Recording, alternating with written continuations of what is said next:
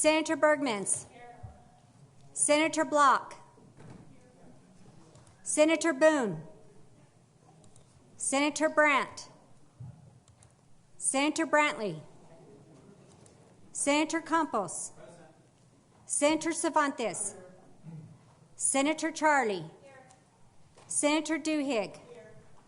Senator Ezell. Senator Figueroa. Senator Gallegos. Senator Gonzalez. Present. Senator Hamlin. Senator Hickey. Senator Jaramillo. Senator Lanier. Senator Lopez. Senator Maestas. Here. Senator Munoz. Senator Nava. Senator O'Malley. Senator Padilla. Senator Pinto. Senator Pope. Senator Ramos. Senator Sanchez. Senator Scott. Senator Cedillo Lopez. Presente. Senator Scher. Senator Shendo. Senator Souls. Senator Stefanix. Senator Steinborn. Senator Stewart. Senator Thornton. Senator Tobiasen. Senator Townsend. Senator Trujillo. Senator Worth. Senator Woods. Nicole Chavez. You do have a quorum, Madam President. Please stand for the invocation to be given this morning by our own Senator Pete Campos. Remain standing for the Pledge of Allegiance in English, led by Senator Maestas, the Pledge in Spanish to be led by Senator Lopez, and the salute to the flag to be given by Senator Thornton.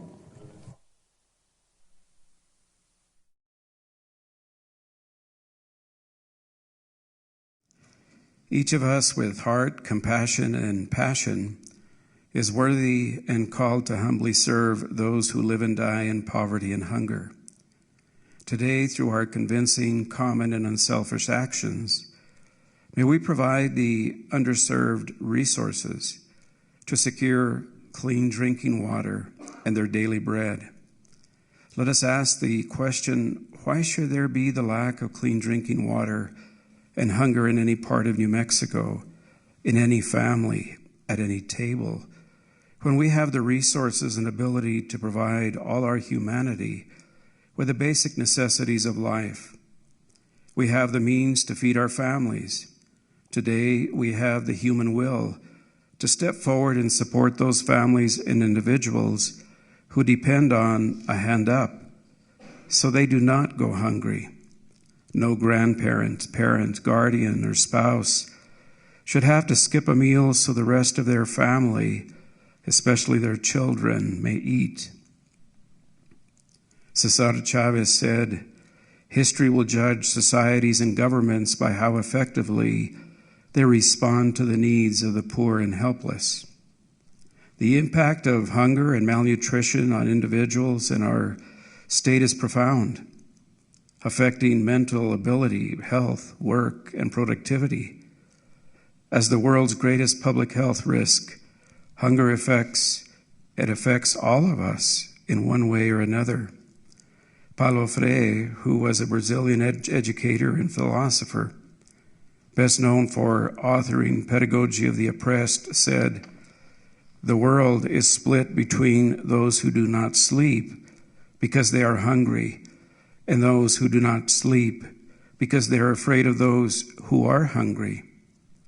Pearl S. Buck, an American writer and humanitarian, best known for writing The Good Earth, which won her the Pulitzer Prize in 1932, said a hungry person can't see right or wrong. The person only sees food. When we don't go hungry, we have the opportunity to develop and maintain great health. Research from Harvard and Ben Gurion University in Israel found nearly 1/3 of individuals who followed a healthy diet did not lose weight and saw improvements in Here, Representative Dixon. Cardiometabolic health.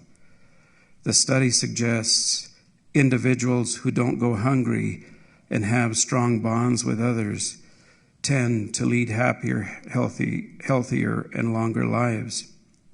Today we make a wholehearted move, have convincing hope, and will do what we can to faithfully support our fellow humans so they too may have a balanced diet and the opportunity for a healthy lifestyle. Nelson Mandela said, "There is no greater gift than giving of one's time and energy to help others without expecting anything in return." Amen. I pledge allegiance to the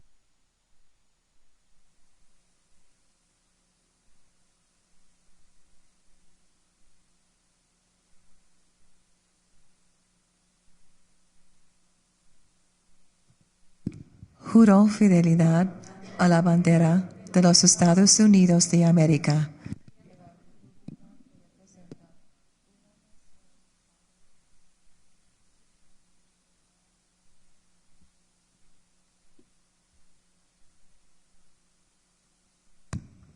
I salute the flag of the state of New Mexico and the Zia symbol of perfect friendship among united cultures. Madam President. Chair recognizes the senator from Santa Fe County, the Honorable Peter Wirth. Thank you, Madam President. I ask unanimous consent the members of the Senate elected or appointed to serve in the first session of the 57th Legislature, except those who have since resigned their position, constitute the Senate for the second special session. If there is no exception, it is so ordered. Madam President. Chair recognizes Senator Wirth. Madam President, I ask unanimous consent that the proclamation of the Governor calling the second special session of the 57th Legislature be read before the Senate and entered into the Journal. If there's no objection, it is so ordered. The reader to read. State of New Mexico, Executive Office, Santa Fe, New Mexico, proclamation. Whereas the federal government has been shut down since October 1st, 2025, and has not yet come to an agreement on a funding measure that would fund federal programs for fiscal year 2026. Whereas the United States Department of Agriculture announced a suspension of all SNAP benefits beginning November 1st, 2025, if Congress did not reach a funding agreement by then. Whereas it is unclear when Congress will reach an agreement to fund the federal government. Whereas around 460,000 New Mexicans, nearly 1/4 of our population, depend on SNAP to provide food for their families and avoid food insecurity. Whereas Governor Lujan Grisham declared a state of emergency on October 29, 2025, which allowed the state to release $30 million in funding to help prevent food insecurity for New Mexicans impacted by funding cuts from the Trump administration. Whereas the emergency funding released by Governor Lujan Grisham was only sufficient to temporarily provide the equivalent of 1/3 of the monthly SNAP benefits individuals and families normally receive. Whereas there continues to be uncertainty about the timeline for payment of SNAP benefits. Whereas courts around New Mexico require upgrades to their security measures in order to continue their official business in a safe manner. And whereas it is necessary for the New Mexico State Legislature to convene at the State Capitol building to address this pressing issue and appropriate funding to prevent New Mexicans from going hungry.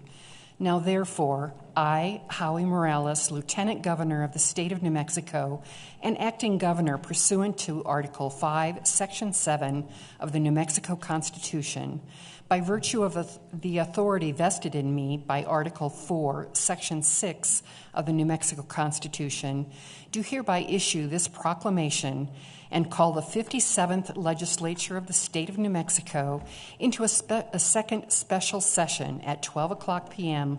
on Monday, November 10th, 2025, at the State Capitol building in Santa Fe. In accordance with Article 4, Section 6, this second special session is called for the purpose of considering and enacting legislation concerning the following objects and no others. 1. Appropriating funds for nutritional assistance in response to the loss of SNAP benefits. 2. Appropriating funds to the judiciary for purposes of funding and updating needed security measures and systems. And 3. Appropriating funds for the expenses of the 57th Legislature, Second Special Session 2025, done at the Executive Office this 10th day of November 2025. Witness my hand and the Great Seal of the State of New Mexico, Howie Morales, Lieutenant Governor. Attest Maggie Toulouse Oliver, Secretary of State. Madam President. Chair recognizes Senator Worth. Madam President, I ask unanimous consent that the officers of the Senate elected at the first session of the 57th Legislature be designated the officers of the second special session. If there's no objection, it is so ordered. Madam President. Chair recognizes Senator Worth. Madam President, I ask unanimous consent that the Senate proceed subject to revision under the rules adopted by the first session of the 57th Legislature. Seeing no objection, it is so ordered. Madam President. Chair recognizes Senator Worth. Madam President, I ask unanimous consent that the timepiece of the Majority Floor Leader be made the official timepiece of the Senate. If there's no objection, it is so ordered. Madam President. Chair recognizes Senator Peter Worth. Madam President, I ask unanimous consent that the President appoint a committee of 3 senators to inform the House of Representatives that the Senate is duly organized and ready for the business of the second special session of the 57th Legislature. I forgot to do this one. If there's no objection, the chair will appoint Senators Scott, Senator Figueroa, and Senator Souls to inform the House of Representatives that the Senate is duly organized and ready for business of the second special session of the 57th Legislature. Madam President. Chair recognizes Senator Worth. Madam President, I ask unanimous consent we go to that order of business, announcements and miscellaneous. Chair recognizes Senator Worth. Thank you, Madam President. Just before I kind of give a roadmap, I want to yield first to Senator Padilla for excusals on our side, and then to Senator Woods on that side, and then I'll give a little roadmap and some opening remarks, and then yield to Senator Scher. So I'd yield first to Senator Padilla. Thank you, Madam President. Unanimous consent to excuse Senators O'Malley, Stefanik, and Jaramillo for all purposes. Seeing no objection, it is so ordered. Senator Woods. Thank you, Madam President. Unanimous consent to excuse Senator Brandt, Senator Ezell, Senator Block, and Senator Sanchez until they return to the chamber, except for the purpose of a call.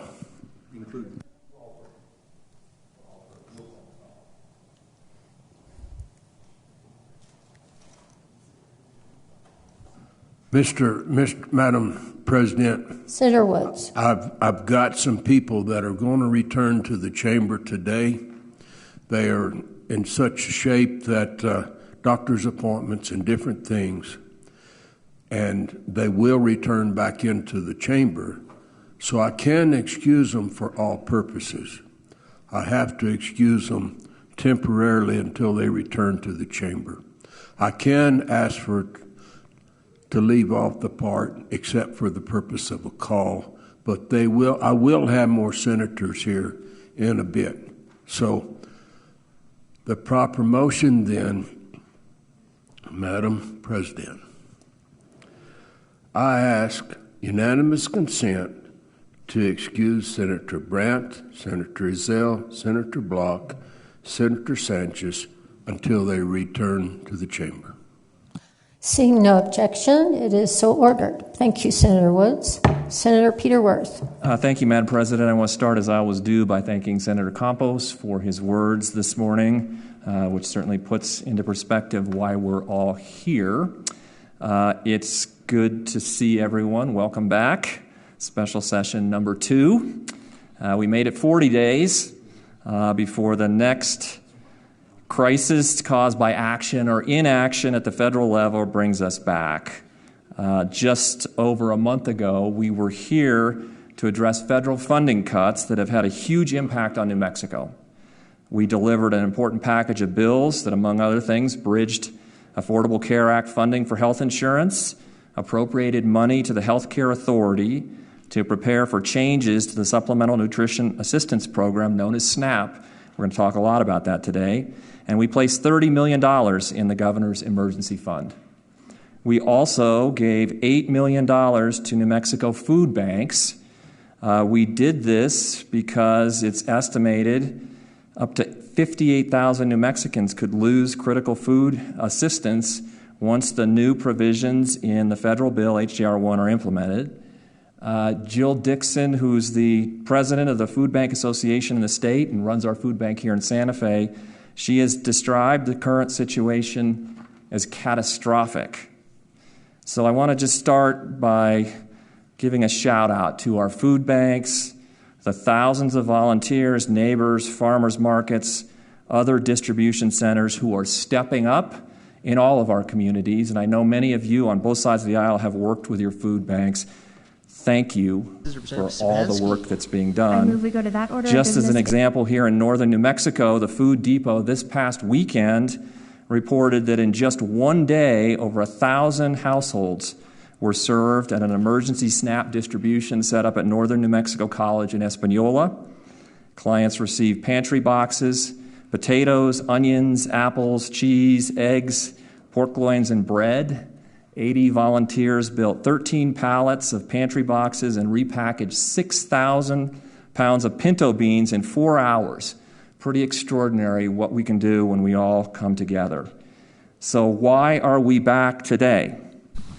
Our last special session started October 1st, the same day the federal government shut down. Here we are today, 40 days later, the government is still shut down, and food benefits under SNAP have been one of the casualties of the shutdown. 10 days ago, as was mentioned in the proclamation, our governor stepped in when federal funding for SNAP was stopped on November 1st altogether. She used her emergency powers and the $30 million we appropriated in the last special session to be sure that the 460,000 New Mexicans who use the SNAP program could continue receiving food. SNAP is expensive. I learned that it costs $22 million a week to fully fund benefits in New Mexico, so the $30 million was good for 10 days. That money has run out. Last Friday, it did look like the full SNAP benefits for November were being released, and Secretary Armijo and her able staff did load the cards of New Mexicans to provide SNAP benefits for the rest of the month. But the next day, the administration reversed course and told states to, quote unquote, immediately undo any actions to provide full SNAP funding. Now, it does appear we may be moving towards a deal to reopen Washington. And while that certainly is a positive thing, we are here to act and to be sure that New Mexicans have access to food. We are here to give the Health Care Authority the funds necessary so that everyone in our state who relies on this SNAP program will see a continuation of their benefits throughout this year and even into next year until we're back in session, regardless of what happens in Washington. We have no idea if this deal is going to go through, if it's going to pass the House, be signed by the President. So we also are here to replenish the emergency account with $30 million so the governor has immediate access to these funds if there's another flood, fire, or any other type of emergency in our state. We want to make sure those funds are available, and the $30 million we did before, as I mentioned, is gone. Not every state is in the position to step up and take action to help its most vulnerable. New Mexico, though, has the ability to provide support in this moment. And I want to emphasize in this moment because the changes that are coming are huge. But in this moment, we have the ability to step up for those most in need And we're here today to do the right thing when that's not been happening at the federal level. Now, I do have a message to Washington, and I think this can be a bipartisan message. We hope and expect that this money we have had to spend for SNAP during this shutdown will be reimbursed. Food is not a partisan issue, and blue states and red states together have stepped up to make sure these benefits are covered when the federal government stopped the funding. While we know there are no guarantees in what lies ahead, the harm in doing nothing is far too great to sit on the sideline. Just a couple of thoughts to conclude. SNAP is not a luxury. It's not a handout. It is a lifeline for over 460,000 New Mexicans, including children, working families, seniors, and people with disabilities. It reduces poverty, supports health, and stimulates our economy. Protecting full access to SNAP benefits is both a moral necessity and it's smart economic policy, and I urge all the members in this chamber to come together and vote for this bill today. And with that, I'd yield to my colleague on the other side of the aisle, Senator Scher. Senator Scher. Thank you, Madam President. You know, as much as I enjoy hanging out with you and the other members of the Senate, today was not a day that we have to be hanging out with each other.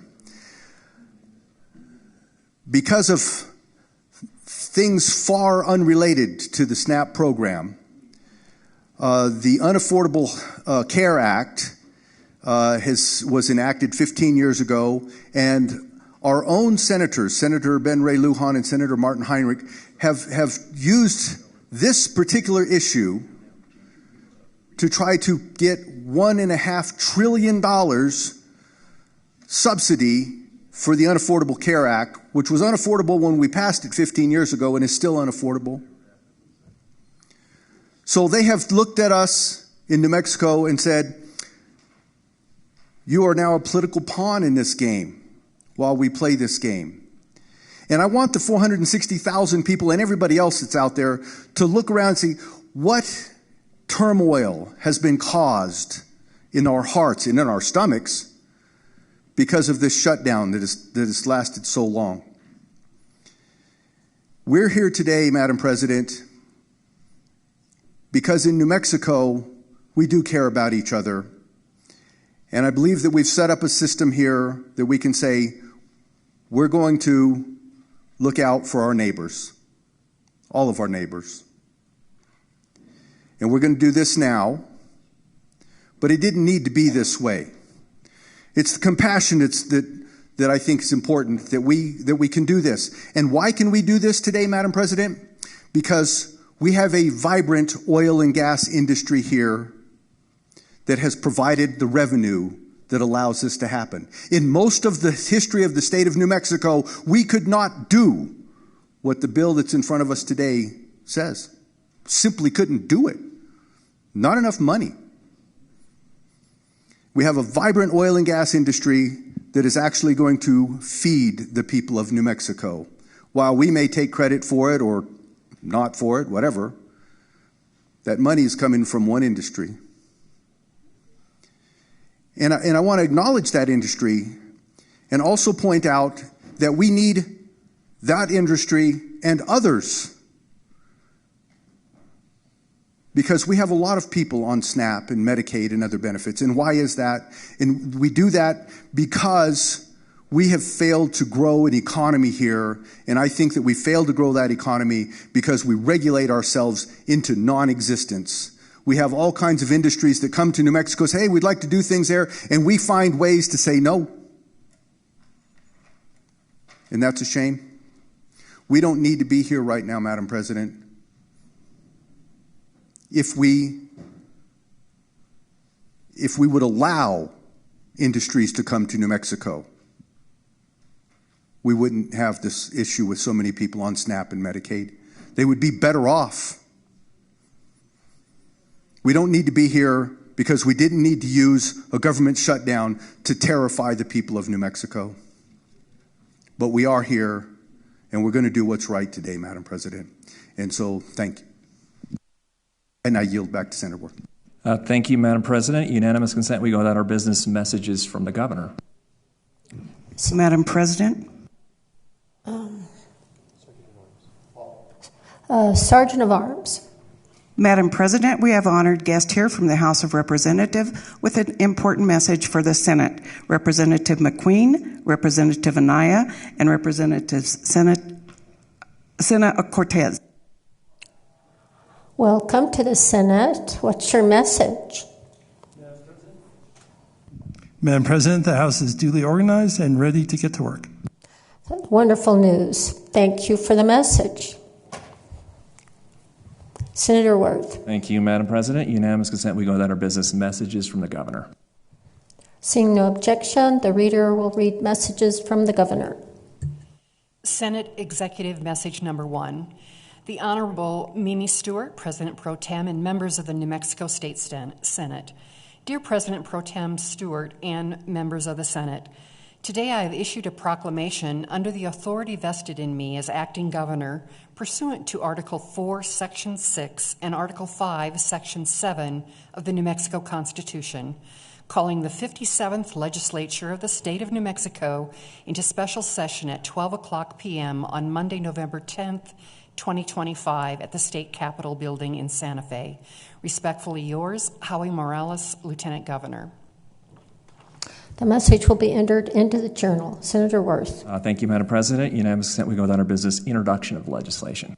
Seeing no objection, we're on that order of business introduction of legislation. The reader to read. Senate Bill 1, introduced by Senator Munoz and others. An act relating to general appropriations, making appropriations from legislative cash balances for necessary expenses of the second special session of the 57th Legislature, making appropriation to the Administrative Office of the Courts for enhanced security protocols, equipment, and infrastructure, making an appropriation to the Income Support Division of the Health Care Authority to provide state nutrition assistance benefits to those eligible for federal supplemental nutrition assistance program benefits, reverting certain balances from certain general fund appropriations, providing for transfers from the general fund operating reserve to the appropriation contingency fund and the Medicaid trust fund, providing a transfer authority if revenue and transfers to the general fund at the end of the fiscal year 2025 are not sufficient to meet appropriations. Senate Bill 1. Senate Bill 1, having been read twice by title, is ordered printed and referred to the Senate Finance Committee. Senate Bill 1. Senator Worth. Thank you, Madam President. So word is the House is already up in committee, so we are going to recess subject to the call of Chair. Senate Finance Committee will meet immediately after the floor session. With that unanimous consent, the Senate recess subject to the call of the Chair. Seeing no objection, the Senate will be recessed subject to the call of the Chair. Briefly, House Bill 1 continues the work of the legislature to fund food for New Mexico.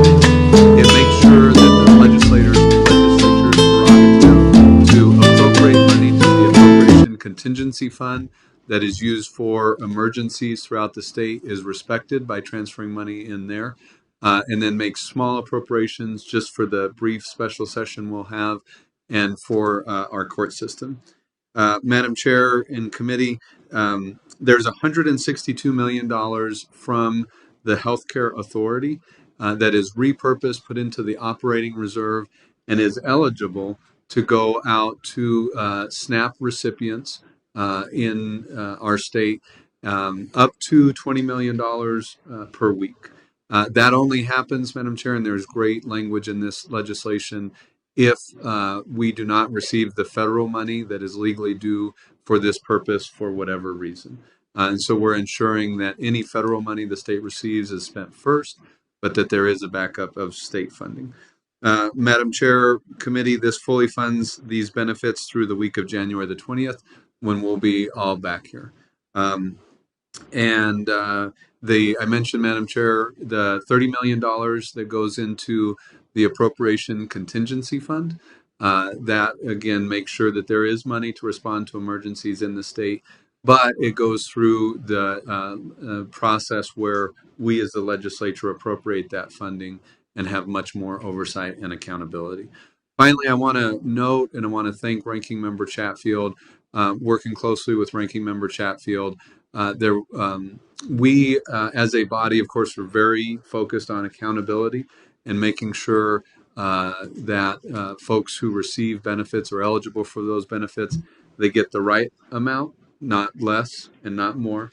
And it's actually something I want to note the LFC has been working on for quite a while. In fact, we'll have a presentation next week at our LFC meeting related to what's called the SNAP error rate, and that can be overpayment or underpayment.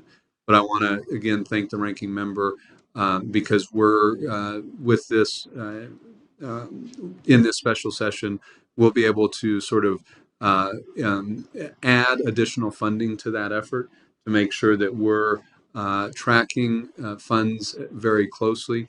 We're making sure that we're filling any gaps, as we've seen over the past sort of month, that these gaps can exist, that we're going to analyze those, fill those appropriately, and follow the law. So with that, Madam Chair, I would stand for questions.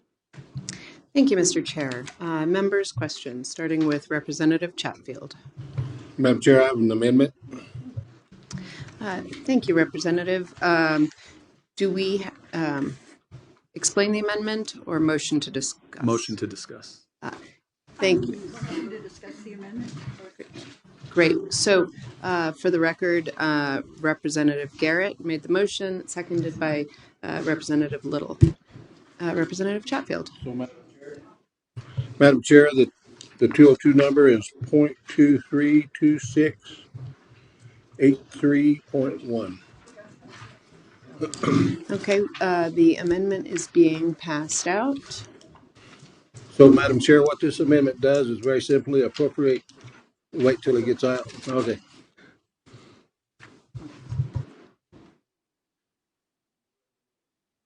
Looks like everyone has the amendment.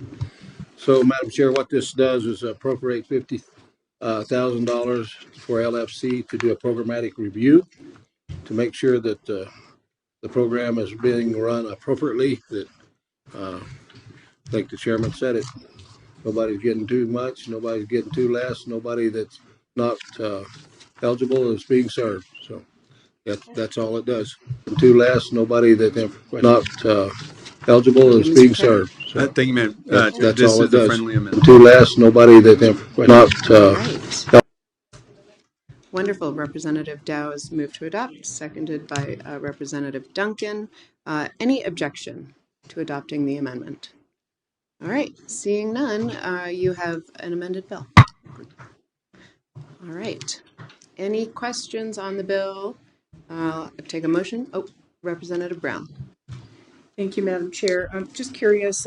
I saw a 0.4 version of the bill last night, and I noted that what we have in front of us today, the green paper, is a 0.1, slightly different number. I was just wondering, Madam Chair, if we could have an explanation for that.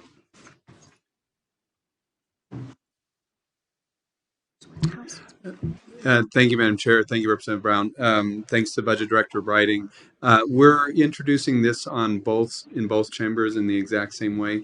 It's 0.4 in the Senate. It's 0.1 for us. So that's why. Great question. All right. Seeing no further questions, I would take a motion. Oh, Representative Chatfield. Move to pass. All right, great. Representative, motion made by Representative Chatfield, seconded by Representative Sariñana. Do we have any objection? Nope. All right, great. So House Bill 1, as amended, does pass our committee. Great. We're adjourned.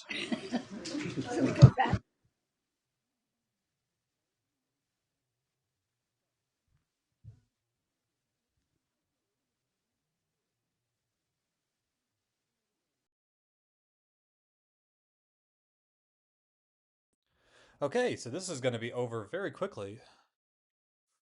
Now we're going to Senate Finance. They're going to do the same thing here.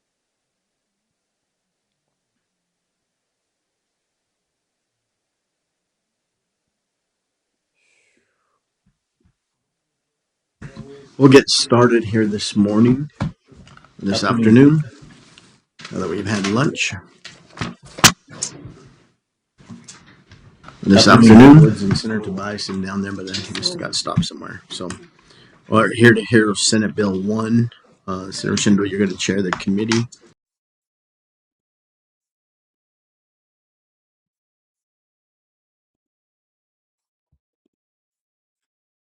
Get started with our committee meeting this afternoon.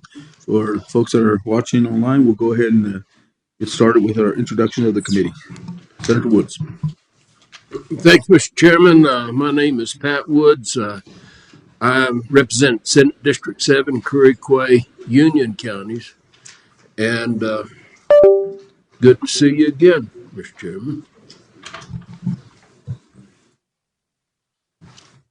Hello, Mr. Chairman. Senator Craig Brandt from Sandoval County, Senate District 40.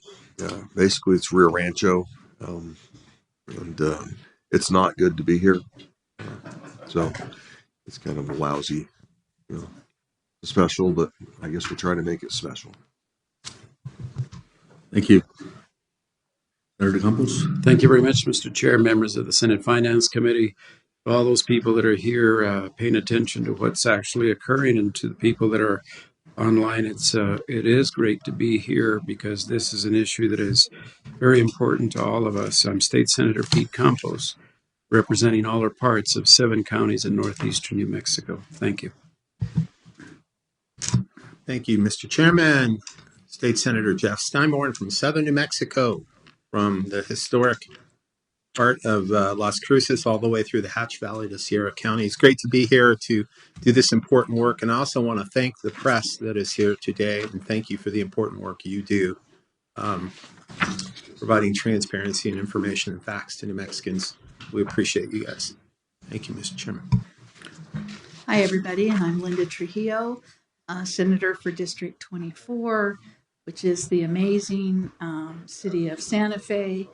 And I am actually really honored to be here today to represent my community, because there are significant numbers of individuals in my community that rely upon the SNAP benefit. So it really is an honor for me to have this opportunity to be here.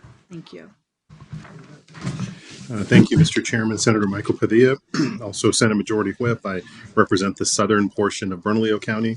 I am very thankful to be here as well. As many of my colleagues have already said, my district heavily depends and has a heavy burden on hunger. And we've done so much in this legislature, Mr. Chairman, to reduce poverty and hunger here in New Mexico, taking New Mexico in just about 3 or 4 short years from being ranked 3rd in the country to 17th, which is still not acceptable, but we're on our way and we cannot go back. We cannot go back. Thank you, Mr. Chairman. Good afternoon, Mr. Chairman, Vice Chair, to our members in the audience, State Senator Roberto Bobby J. Gonzalez, Senate District 6, which is part of Santa Fe, Los Alamos, Riobamba, and Taos. And also, again, as my colleagues have mentioned, some very eloquent statements. The whole thing is just helping our state, helping everyone in our state, much more of this need that is needed, and to do the business here today to work with this so that everyone can be back again into having the security of food. Thank you. Senator Tobias, introductions. Thank you, Mr. Chair, and good morning. I'm Senator Nicole Tobiasen, District 21, Northeast Albuquerque, and I will just say I'm disappointed that as a state senator and state senators here that we are called here because our federal delegation has failed New Mexicans and used them as a pawn in political, endeavors, which we shouldn't have to be facing. And I'm disturbed that we have the nation's highest percentage of citizens that rely on SNAP. We also have the highest error rate, which is equally as disturbing. And I hope that we have some hearty and well thought out conversations today to address both of those things. Thank you, Mr. Chair. Thank you, Mr. Chair. Steve Lanier from San Juan County, and I see some other county faces out there, so I appreciate that. I have just one county, so I don't have to list a whole bunch. Thank you. Okay, thank you, Emma, Vice Chair. Benny Shando, representing Senate District 22. Chairman? Thank you. You know, I wish we weren't here today, but we are. And we're here to do the right thing for New Mexico and the people in New Mexico. And just a little tale of my district, and some of it not in my district. Some of the grocery stores are 90% dependent on SNAP sales. That's a number that should ring true. And I represent the Navajo Nation, Gallup, Zuni, Grants in some of those areas. So when you talk about what the need is out there, when you hear a number that grocery store sales in the store are 90 down to 60% to 70% in areas, that's how heavily dependent nutritional programs are in my portion of the state. Do people work? Yes.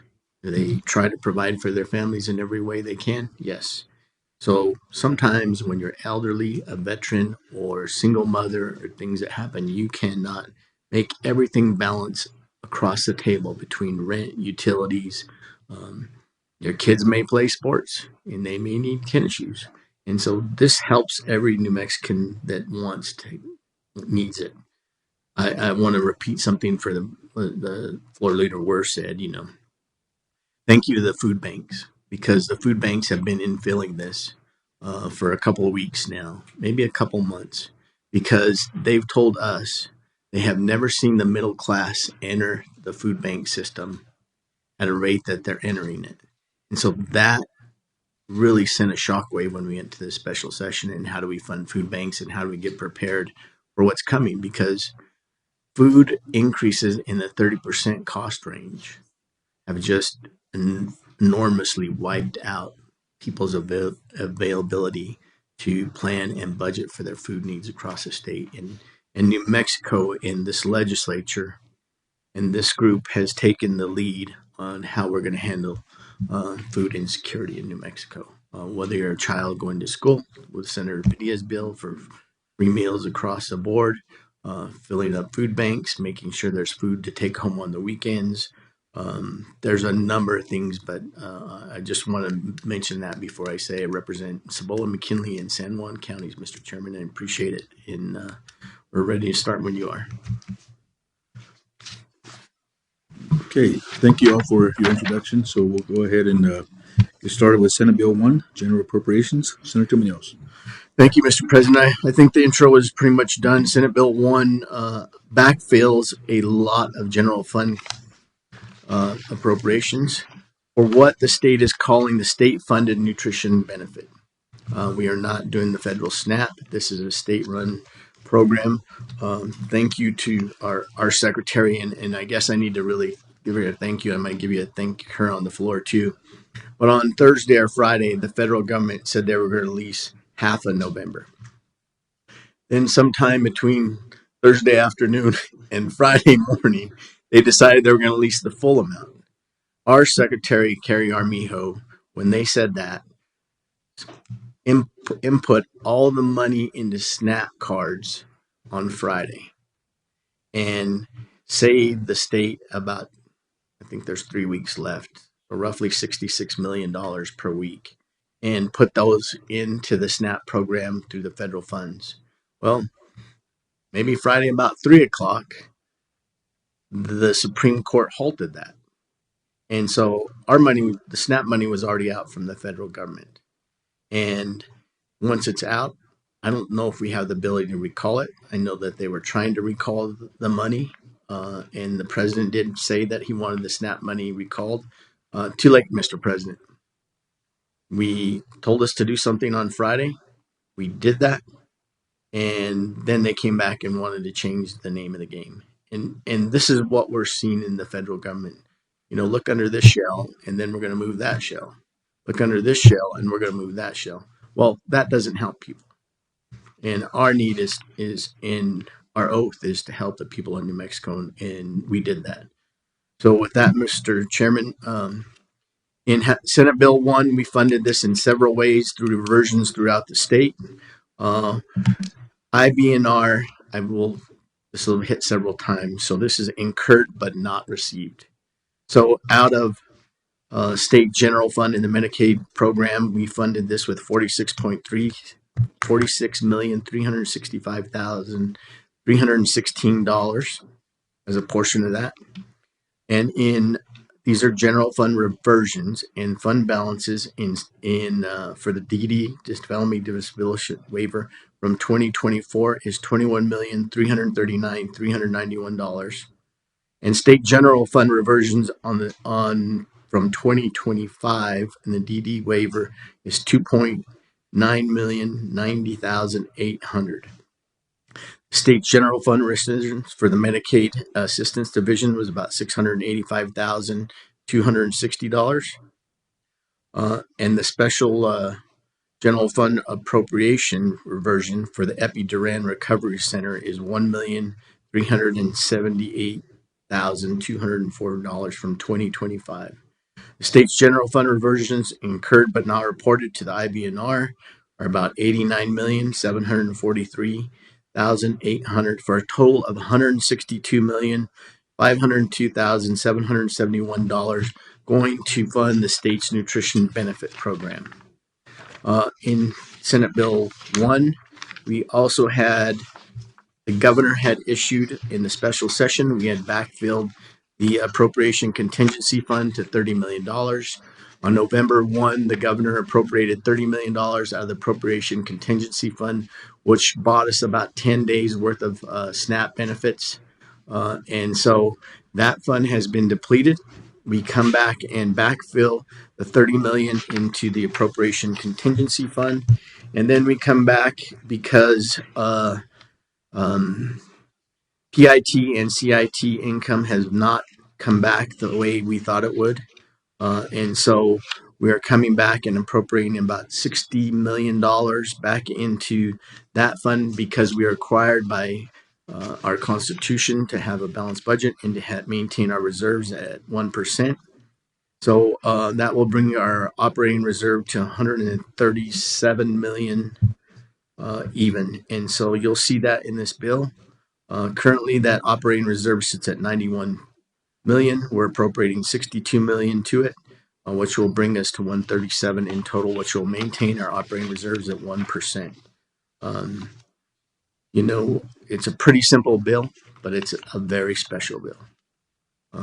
They can talk about how their bill is special, but this will put people at ease for where they're going to have food for the holidays, where they're going to be able to get things that they need for everyday life, whether you're a senior citizen, whether you're a child, whether you're a mother with child.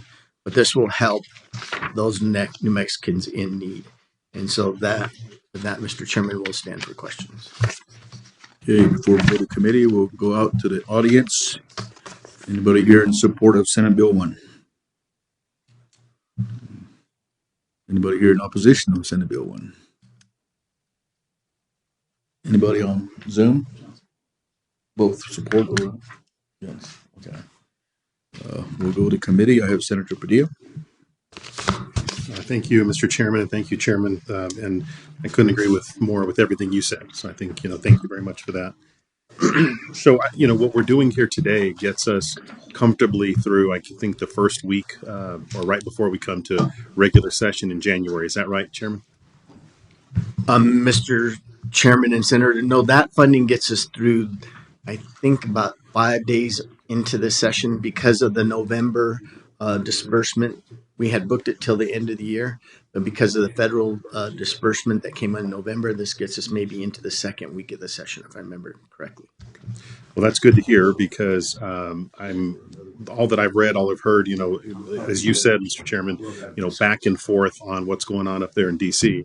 We don't know who's leading the goose over there, but so we'll come into regular session, and if we have to then make more funds available, we can do that because the current dollars or the current federal measure takes us, I think, all the way through the end of the year. And so I just wanted to make sure that if we needed to do anything else, that we were prepared for that. I'm sorry, Mr. Chairman. Thank you. No problem. So, Chairman, I just wanted to make sure that we have enough runway when these funds are exhausted just in case the money's at the end. The federal money could potentially be stopped again at the end of the year, because this current measure that they're considering right now in DC only takes us through the end of the year. And so I want to make sure that if we find ourselves in the same situation, we have enough runway, which it sounds like we do, and we could do, but then we would need an emergency clause if we wanted the bill to be signed immediately by the governor at that point. So just want to make sure that we have enough runway when the Fed's currently under debate in Congress right now takes that continuing resolution through the end of this year. And then if they can't come to an agreement, then we wind up in the same situation that we're in right now. I want to make sure that we give ourselves enough runway, but we'll be in regular session then. The only problem then is we don't need a majority. We would need a 2/3 for an emergency clause to make money available through the governor at that point. Charles, I hope I said all that right. I think you might have gotten where I was going. Correct. The money would run if the federal government stopped paying benefits again, all the way through the middle of January when you're in session. Then you'd have an opportunity. If we had to. If you had to do something. And there's a number of different ways in order to mitigate that risk. They are debating right now a continuing resolution with what's called a mini omnibus bill, where they're including 3 of the appropriations bills that it looks like they're complete on, including the Department of Agriculture. So this may not be an ongoing worry, but until they adopt it, this is what this bill's designed to. Understood. Fill that gap. And then, Mr. Chairman, I have a lot of activity going on over there on the other side. But Mr. Chairman and Chairman Munoz, then, just want to make sure that what we're doing here today with what we have before us right now, that we aren't just creating a piggy bank, if you will.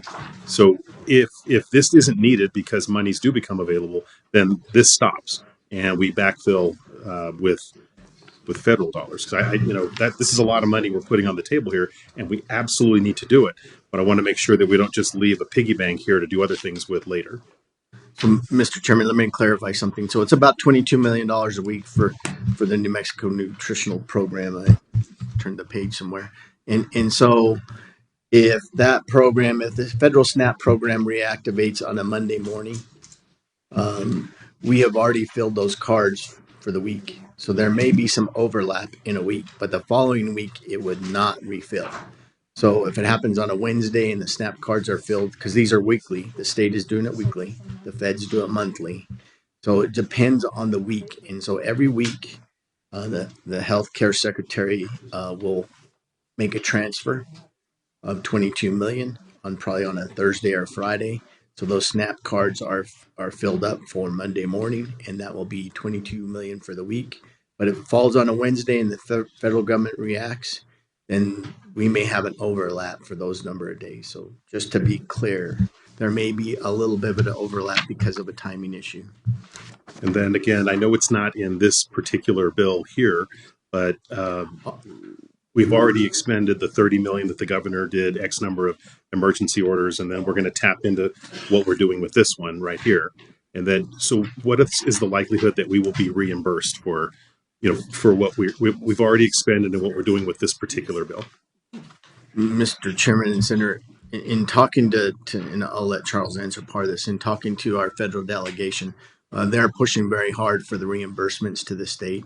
I think a lot of states, Louisiana is pushing for reimbursements. Virginia is another state that passed that are pushing for reimbursements. So there'll be a lot of states that have the money to backfill the SNAP program, and whatever they're creating in their state is different. But the feds, I think, will backfill this at the end of the day because of the political pressure. Okay. And then my very last question, Chairman, just want to make sure we're not doing anything here that makes it not reimbursable. We've looked at that as well, because this is a lot of money that we're plowing through every week. I want to make sure that we're not doing anything here that doesn't make it reimbursable. Well, we don't know the rules, and we don't know the shell game they're going to play. We could pass this bill and they could come out for a rule based upon this bill that says, oh, because you did it in this manner, it's not reimbursable. But as of today, there's nothing that we know in any conversation or statute that we know of that says this is not reimbursable. Okay. Thank you, Chairman. And just for your FYI, Secretary is here now if you want to refer to her at any points. Okay. Thank you. Senator Woods. And let me just tell some of the members, we got an issue with an amendment, so there's some stirring going on, and I'm kind of trying to handle everything at one time. And so there's an issue with an amendment, and so we're trying to figure out how we're going to handle that. And I imagine Adrian's going to tell me right now. So We'll move on to Senator Brent, if it hasn't nothing to do with the amendment. Thank you, Mr. Chairman. I have nothing to do with the amendment. I appreciate it. I do have a few questions. Some questions on what led up to this, and some questions on the bill itself. This might be more for Charles, but didn't we, when we passed the budget, already give the governor some contingency fund money? From the Appropriation Contingency Act, yes, and they've blown through all of it. You gave them an additional $30 million in the special session, which was used to pay out the SNAP benefits. So there's $0 in that fund right now. So how much total has the governor spent out of that fund? What did we fund it with originally, and then what has it been spent for? Well, between the Appropriation Contingency Fund and the overdrafting from the operating reserve, it's nearing $390 million over FY25 and into FY26 thus far. 390 million. A lot of it was for emergencies related to the flooding in Ruidoso. It's funding the National Guard in Espanola and in Albuquerque. I can get you a breakdown of it. I would really like to have a breakdown. I'd also like to know how legally someone spends money that wasn't appropriated to them. So, Mr. Chairman, that I will just let me touch, and Senator, let me back touch a little bit. This goes back to the original filer in Mora that started 3 years ago. And so this goes from Mora to Ruidoso to other emergencies that have passed in spending the $300 million. Thank you, Mr. Chairman. Senator, but didn't we actually specifically put money in for those? Mr. Chairman and Senator, we did in legislation. We did not make the transfers to the Appropriation Contingency Fund. Those were transferred because the Appropriation Contingency Fund got low, and so those transfers continued until we caught them. Okay, so where did the governor, Mr. Chairman, Senator, get the authority to transfer money around in the budget? She Is there a did not, special she, law? she was not given the authority, and until we test that in court, we don't think it's legal, but we don't know. But we'd have to test that in court. So we appropriated a set of budget for the last couple of years, and I still never got the total of what we actually appropriated to that, but the governor spent $380 million, which is way over what we gave her. Is that correct? Yes, you did a $150 million transfer last session. Last session, but did we approved 150 million? She spent 380. That's correct. Okay. By what authority? They drew it out of the operating reserve, which does require legislative authorization. The disaster statutes are need to be updated. There is a term that the administration hangs their analysis on why they can use it, called the unappropriated general fund surplus. Our contention is there is no such thing. It's either in the appropriations account or the money's in the operating reserve or some other account. There's no unappropriated surplus. That's a term that's vanished many decades ago in our estimation, but that's what their argument is, that's where they're spending it from. Thank you, Charles, and I think that's something we need to look at. You know, we've been talking about this for years, by the way, about, you know, what's our authority and what's the executive authority, and we're supposed to be three equal branches of government. I'm not talking about the federal. They have their own three equal branches of government. But our equal branch of government keeps giving our authority away, and this governor takes it even when we don't give it away. But we sit back and do nothing. We just give her more. That's what we're going to do today, is give her more. That's what we did in the last special, was give her more. So she can misappropriate it and use it without our authority. Am I correct? Well, Senator, we gave her authority for the last 30 million. We put 150 million in the regular session. That totals 180. I don't remember what the prior years what we put in there. So if you take the 180 out of the 380, then you're halfway there. They made the transfers, and until the legislature, and I was one of them that sued the governor for not appropriating correctly. Until the legislature decides that they want to do that. Every legislator's prerogative to sue the executive over appropriation contingencies or appropriations. They'll continue to push the envelope. Yeah. So much for co-equal branches of government, right?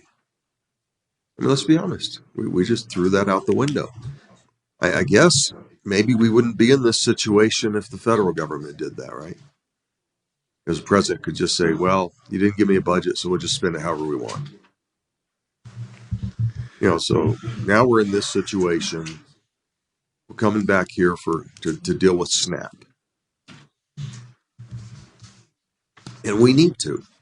Right? We don't want anybody in our state going hungry. We have the highest percentage of people on SNAP of any state. So we need to deal with this. We need to help. But let's be honest about why we got here.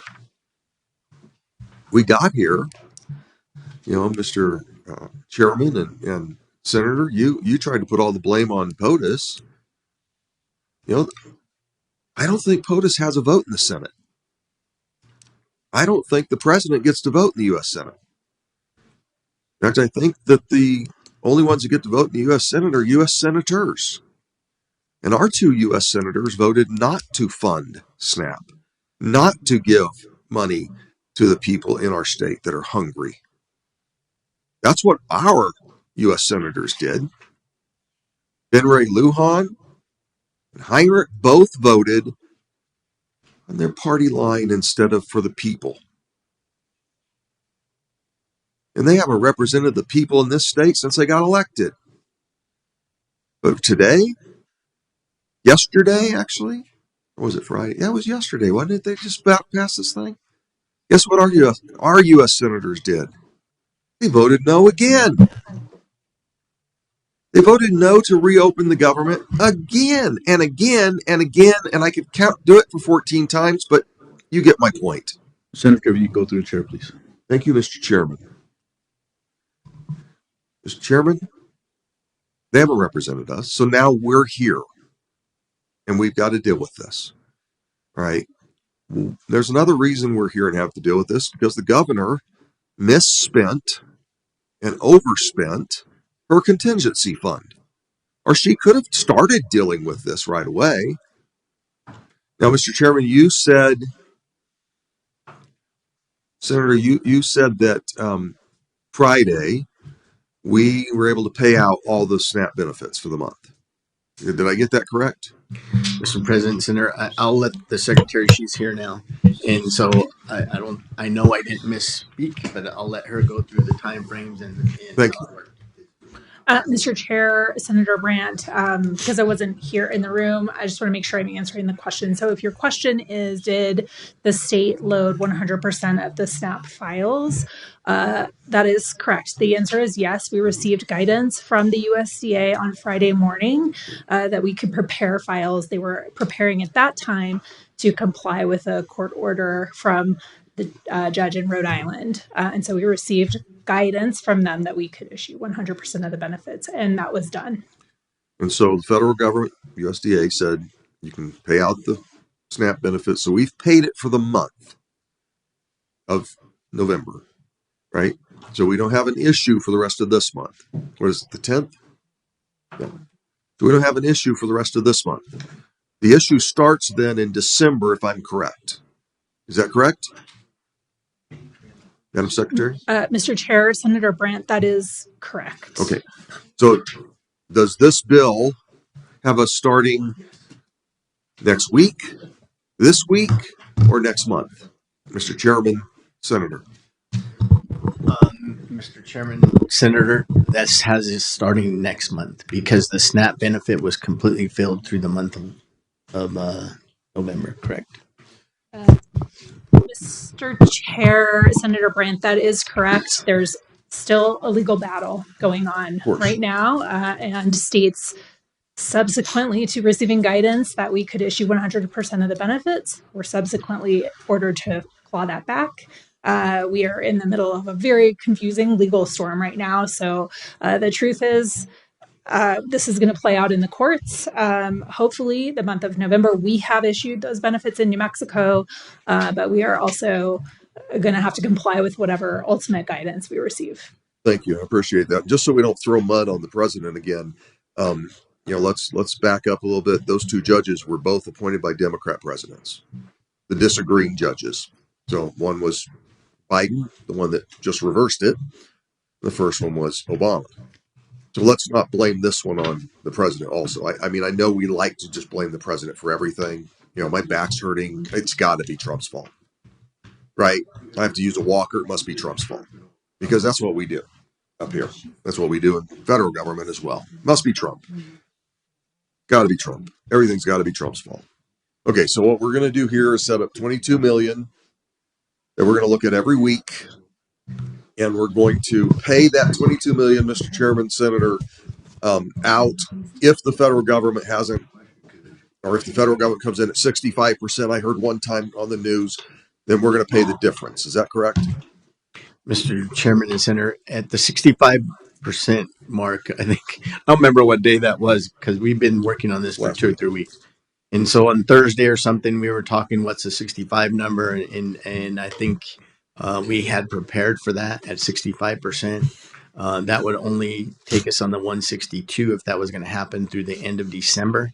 But now that November's been paid, we feel pretty comfortable with the numbers to go through the first week of this session.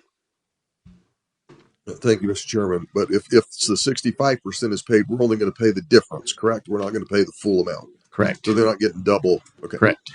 I mean, don't get me wrong. My kids would probably appreciate double. I think this probably hits all of us personally in some way or another. We know someone in our state on SNAP benefits. So,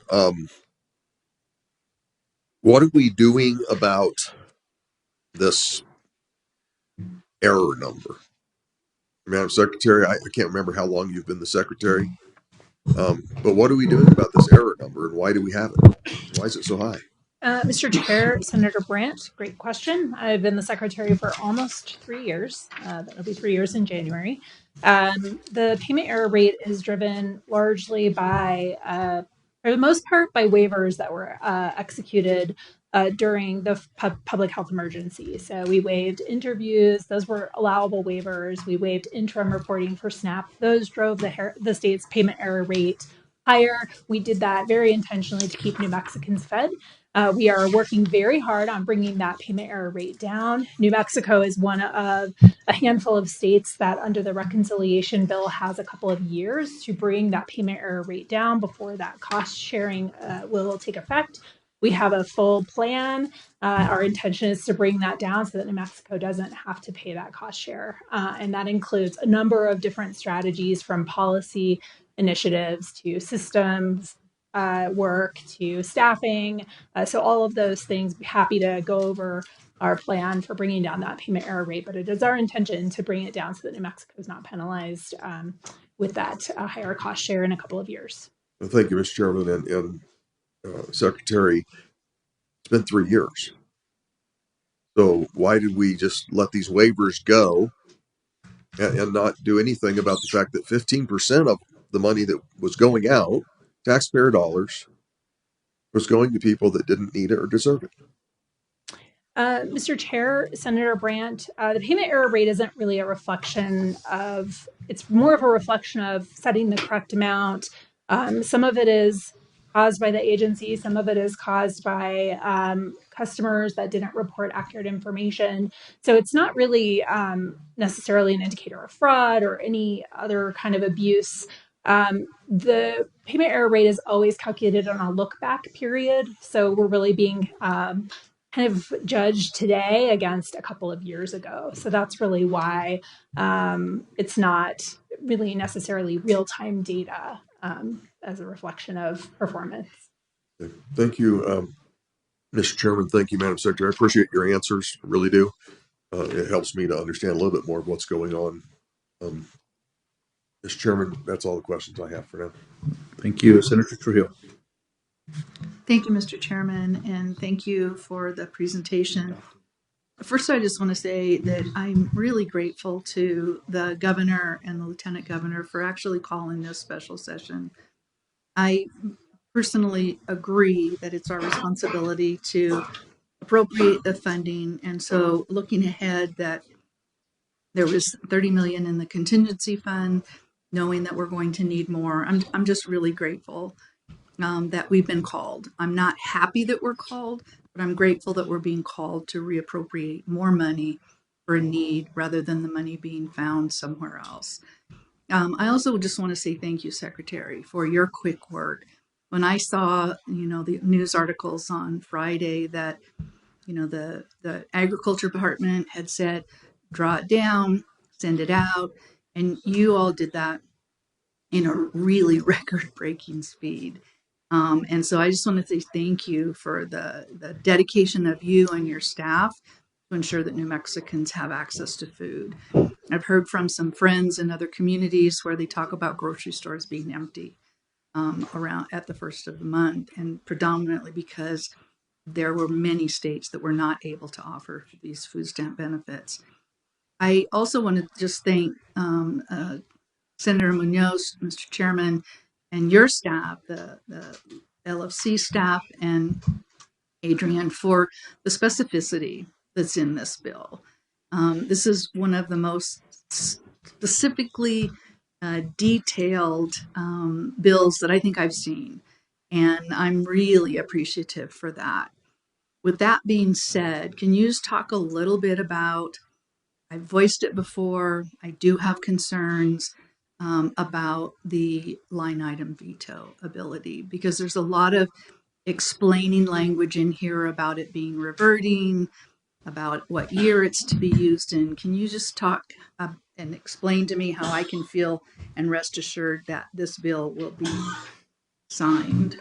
Well, Mr. Chairman and Senator, this has been about a 4-week conversation that we've had talked about this with the HCA secretary, with the executive. We were in meetings weeks ago before the 30 million was put out on the first, and talked about what happens and how we handle it and what goes forward. When we decided what we were going to do, I believe last week, we started drafting the bill, and one of the requirements that we talked with the executive about in our meetings, if I remember, Friday or Thursday, we had draft language. The secretary referred that 3 times. We notified the executive that there should be no line item vetoes, especially on reversion money, because this money, if it does not get used, reverts to the Medicaid trust. It's designed that way. And so we had very hard conversations with the executive and said, it has to be right. There's no line item possibility. Do you agree to that?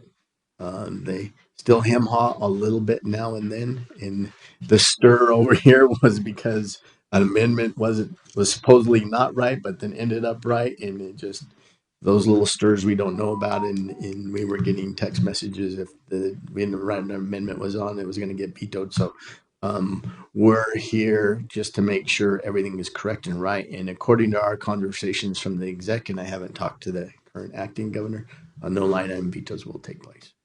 Mr. Chairman, Senator, Mr. Chairman, I thank you very much. that assurance, and Secretary, I appreciate again the diligence that you all have done to do this. This is important work. And I strongly, in some respects, will have to agree with my colleague that we're one of 3 branches of government, and some of this language is really important in the bill. So thank you, Mr. Chairman. Thank you, Senator Steinborn. Thank you, Mr. Chairman. So I just have to set the record straight. We are here because of the unprecedented cruelty of a president who literally went to court to stop SNAP benefits from being issued to citizens.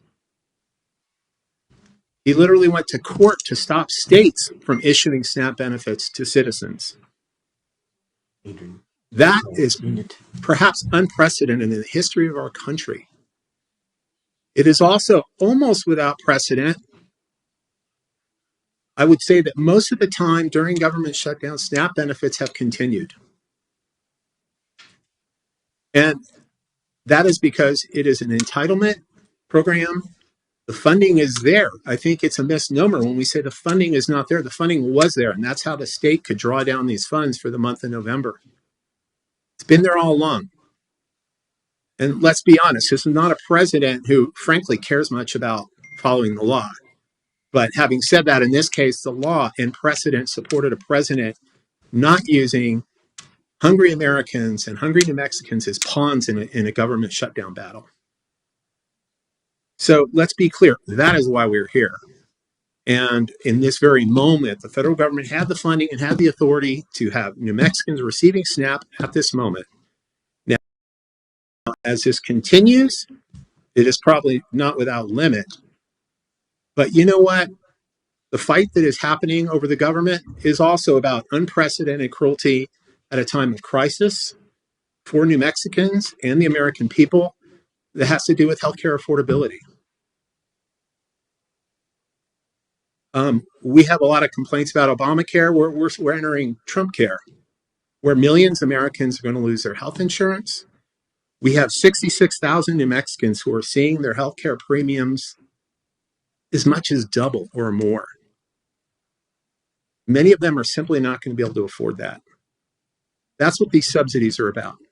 That's why members of my party are fighting to deal with this crisis. And it seems like only one party gives a damn. It's shocking to me that this is happening and only one side is trying to fix this.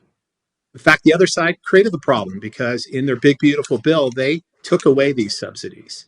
In the same bill, they added $4 to $5 trillion of debt so they could give tax cuts to people incredibly wealthy. And in the same bill, literally cut Medicaid and took away subsidies for actually working class people.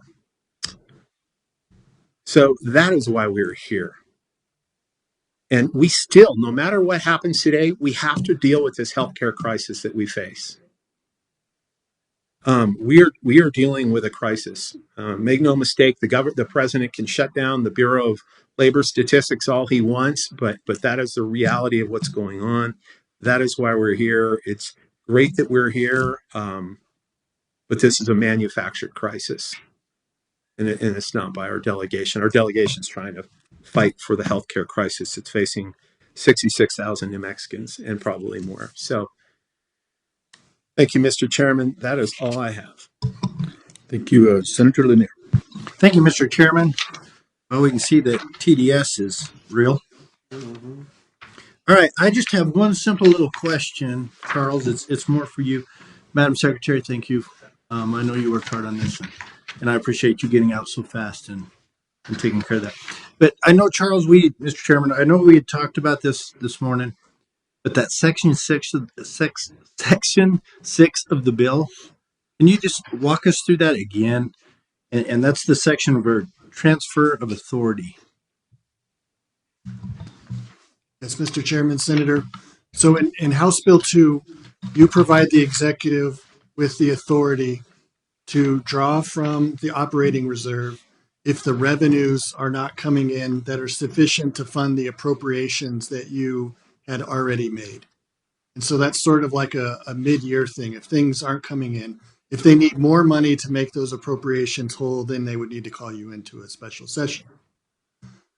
This is for FY25, which ended June 30th. So what the executive is asking for is to clean up their books where they think the revenues didn't come in enough to meet the legal appropriations that you made. And it's moving basically that money from the operating reserve into the appropriations account. It's basically an accounting exercise at this point. There's no additional spending authority. They can't change the spending to something else. You have already appropriated. The fiscal year is already closed out. It's just allowing them to make sure that buckets of money are in the right accounts. Okay, and my last question, Mr. Chair, is why did it have to be in this bill, at the end of this bill? Isn't this something we could have taken care of earlier or in the 30-day session? Well, Mr. Chairman, you did in the regular session give them authority in House Bill 2 in 2024 for FY25. And this indicates to me that now that the year has ended and they closed their books, that the revenues were still short to meet the appropriations. The confusing thing about this is at the same time that you're moving money into the appropriations account, it's going to also move back once the audit's done into the operating reserve because not all of it actually got spent in the agency's budgets. So, That's Mr. why Chair, it's really, an accounting exercise. right. So, Mr. Chair, so it was just a number that we didn't have a good grasp on. In other words, it was less that came in than we expected. Is that That's correct. And it's frankly a worrisome sign that they need to use all of that authority. That tells me that revenues were well below the revenue estimate. The updated revenue estimate will be worked on this month for December.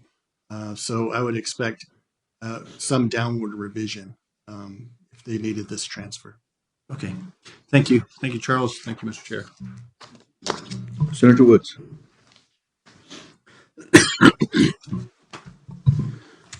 Mr. Chair, I would like to offer an amendment. The amendment is 232659.3. You want to move the amendment for discussion I would like purposes? to move the amendment for discussion purposes, sir. Okay, thank you. Do I have a second? Huh? It was handed. He's going to hand it out right now. handed out. James is handing it out. Oh, he'll hand it out. Oh, sorry, I got a copy. Do we have a second on the motion? Second by Senator Campos. Okay. Go ahead. Explain the amendment. Mr. Chair, what I'd like to propose this amendment. This amendment is just briefly. It is on page 1, line 25, before the period. Insert provide that a portion of the unexpected balance of an appropriation to the Legislative Finance Committee shall be used to conduct an evaluation of the state's administration of the Supplemental Nutrition Assistance Program. And then it goes on down to page 7, between 4 and 5, and that's the language you see in front of that. And I will just kind to explain a little bit about this. You guys can read the exact language. You're smart people. You don't have to have me read it to you. Each and every appropriation that this committee approves contains language directing how the funds are to be expended and requires report that measure how effectively those funds are used. Everyone and every time, the long-standing practice protects the authority of the legislature as the appropriation body, the entity under the Constitution that controls the purse strings. My amendment establishes exactly that sort of a guardrail by requiring an evaluation to be done on the administration of the SNAP program, which we know is plagued by an error rate of 14.6%. And as the Secretary has said, much of this is because of the things that were done during the COVID period, different extensions, and at this point in time, that program has restricted back to the original federal law. And I believe that was passed, well, I don't know who the hell passed it. When we get the preliminary findings in January, we will need to work together to eliminate fraud, waste, and abuse to the system. These taxpayer dollars, and we must continue to demonstrate that we're being responsible on how they are spent. If nearly 15% of the funds are going out the door in error, that amounts to $3 million per week, $156 million per year. And we have an obligation to improve that. And that starts by identifying where the problem is. And this evaluation will do just that. And I ask for your support for this amendment. And with that, I would stand for question. Okay, thank you, Senator Trujillo. Thank you, Mr. Chair. I think you forgot my name sorry. for a minute. What's that? Are you calling on me or you hesitated? I'll go to Senator Munoz. You accept the amendment? Thank you. Yes, we see this as a friendly amendment. Okay, alrighty. Now we'll go to Senator Trio. I'm sorry. Thank you, Mr. Chair. So could you just clarify, Madam Secretary, what is the, Mr. Chairman, Secretary, what is the error rate? Because I've heard a couple different numbers. Mr. Chair, Senator Trujillo, it is about, it's about 15%. It is tracking downwards. We are in a bucket of states that is protected under the reconciliation bill to get it down for over a couple of years, but it is around it's around 15%, but it is tracking in the downward direction. I could get you the exact updated number. Thank you. And Mr. Chair, Secretary, do we know, because I'm assuming that the error rate isn't fraud and abuse. The error rate is like the state somehow through the technology systems has overpaid someone, or could you explain what those errors are? Mr. Chair, Senator Trujillo, yes. So there are customer caused errors and there are agency caused errors. And much of that is related to what we described as things that were waived during the public health emergency. For example, information you could get during the interview on SNAP. So because that kind of helps you calculate the rate correctly, the payment amount correctly. So for example, utility costs or shelter deductions. Those are the kinds of things that without the interview, we're using attestation from the customer. And so when we go back and check the information, that's when you get an error. So it's not so much, it's just that that's the interview or the interim reports are used to collect that additional information. Those provisions were waived during the public health emergency. New Mexico took broad advantage of those waivers, but that did contribute to those higher error rates. And so it really kind of varies. There are some policies that are going to have to change around where we accept self-attestation. We're going to have to go check get the additional verification. So those are the kinds of things. It's not really intentionally caused delays, but just errors on the customer. Thank you, Mr. Chair. Thank you, Secretary. So, Senator Woods, I may need to ask you this question. I like the idea of putting $50,000 aside to do this. What I'm confused about is the money's going to come out of extra money in the LFC committee. I think I'm reading that correctly.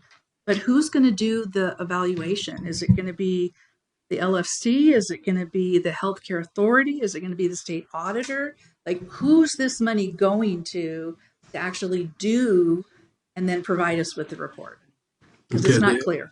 The LFC will do the evaluation under coordination with the agency. So it's going to be the agency is going to pitch in on this. And when you start talking about, if you don't mind, you didn't ask this question about fraud and abuse, but I know for a fact that those cards are being sold. They're a commodity. Now, I'm not saying every card is being sold, but I know there are cases of that because I've got personal knowledge of that. So just to say, well, it never happens, it does happen. And how can we tighten those controls? And that should be part of what we're going to come up here. But go ahead with your questions. I'm sorry to answer something you didn't ask me. No, thank you, Mr. Chair. Thank you, Senator Woods. Yeah, I think the card being sold is like a whole different issue than the error rate that's considered in this 15%. That's more of what the Secretary explained. Okay, so the LFC is going to do it. Then, Mr. Chair, done with my questions. Thank you, Senator Padilla. Thank you, Chair. I didn't really have a lot of questions, but now I do actually. So I don't know if this is more for this. No more Dunkin'. Well, only had coffee, Mr. Chairman. Okay, no donuts. Although they did remodel the Dunkin' Donuts on St. Francis, by the way. You might want to stop in sometime. So how does New Mexico stack up against other states with error rate? I'm just curious. Do we have any data on that? Not that 1% makes it at all acceptable or whatever. We should not have this. I'm just as irritated as anybody else on this, but how do we stack up? Mr. Chair, Senator Padilla, we are in the higher cohort of states. I believe we're in like the top 10 or top 15 states in terms of error rates. Okay. So this is a good, and I support the amendment to the minority whip there. He and I work together very well on a number of subjects. But Mr. Chairman, let me make sure I understand how this is going to work. You're going to have some reversions possibly. If with all this, this is going to come from the monies that we're appropriating today to backfill the SNAP benefits. And then if there are reversions, then we're going to stop for a moment and drop $50,000 off for an auditing exercise. And then, no. Okay. See, I'm glad I asked my question. Mr. Chair, this just comes out of the LFC budget. Oh, just out of, okay. Are there not already funds to do this? Is there not already an exercise or some of the myriad phone book, that we go through on the budget every year? Is there not already funds to do this? And why would this $50,000 be needed if there are? Mr. Chairman, Senator, there is, I can't speak on behalf of the amendment sponsor other than to, I guess my thinking is that if they thought we needed extra money to do some of it, that's what they were trying to offer. But I can't speak for him directly. And Chair, I guess I would ask then the Secretary, is $50,000 going to be enough to do this? Or to LFC, is that going to be enough for you to do this? Your staff is already... We have staff that will be dedicated to working on this. Okay. If we need extra contract staff, then I think that's where the $50,000 would come. Yeah. Well, thank you. So just on the subject of, the knowledge of SNAP cards being sold, and that is fraudulent behavior, there's already a crime for this. Is that correct? I don't know if anybody wants to answer that question. Yes. It's probably a committee down the hall, but Yes, it is a criminal offense, both in our state statutes as well as in the federal. Yeah. Secretary. Mr. Chair, Senator Padilla, that's correct. I would also add that the agency has built over the past couple of years some additional fraud, waste, and abuse analytics. So we are tracking more closely when cards are sold. So happy to provide you with that additional information. It is something that we have built actually through a reinvestment of federal dollars here in New Mexico to make sure that we have those analytics in place. So that is something that the agency's been doing as well.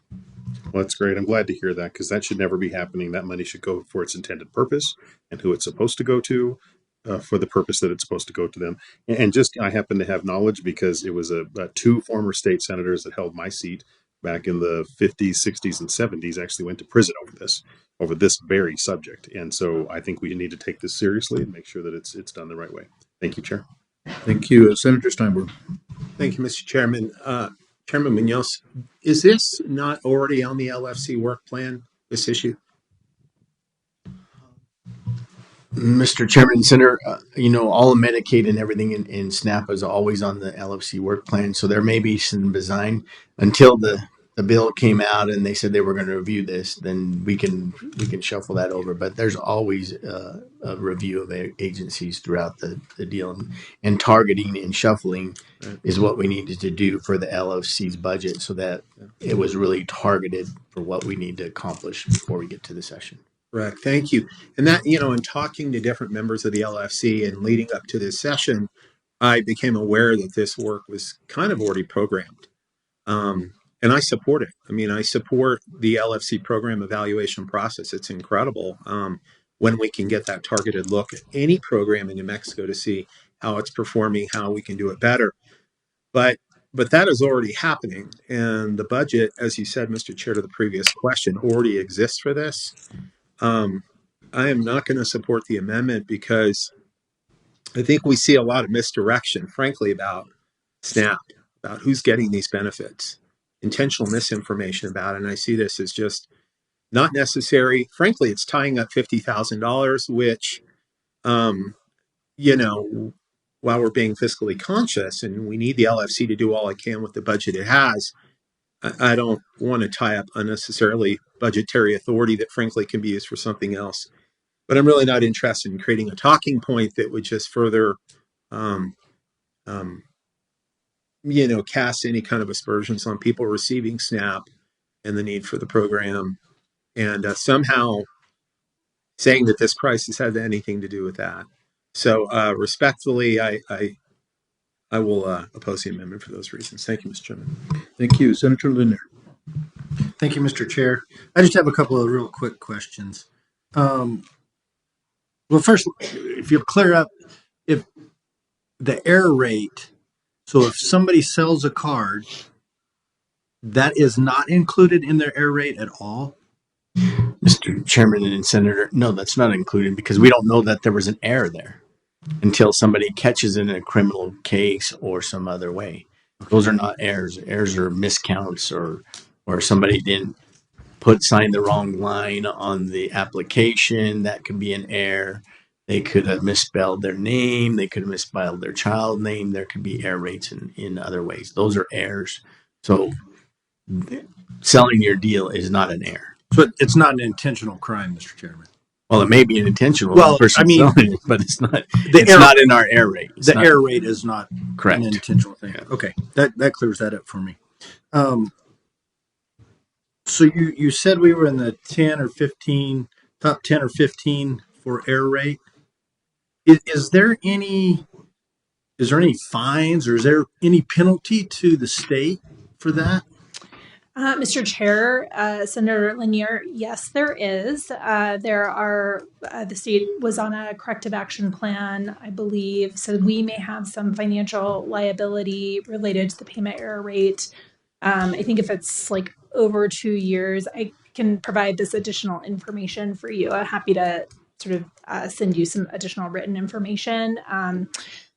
But now that the reconciliation bill is going into effect starting in FY28, the state's going to have to pay a percentage of the actual SNAP benefit based on their payment error rate. And so I believe if the payment error rate is less than 5%, maybe 6%, we won't have to pay a cost share.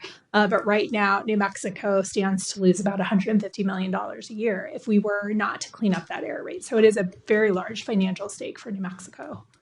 Thank you. Yeah. And Mr. Chair, so that $50,000 that we're going to set aside, that could save us a lot of money in the long run. Mr. Chair, Senator Lanier, I'm not opposed to the amendment. I think we're always happy to partner up with LFC.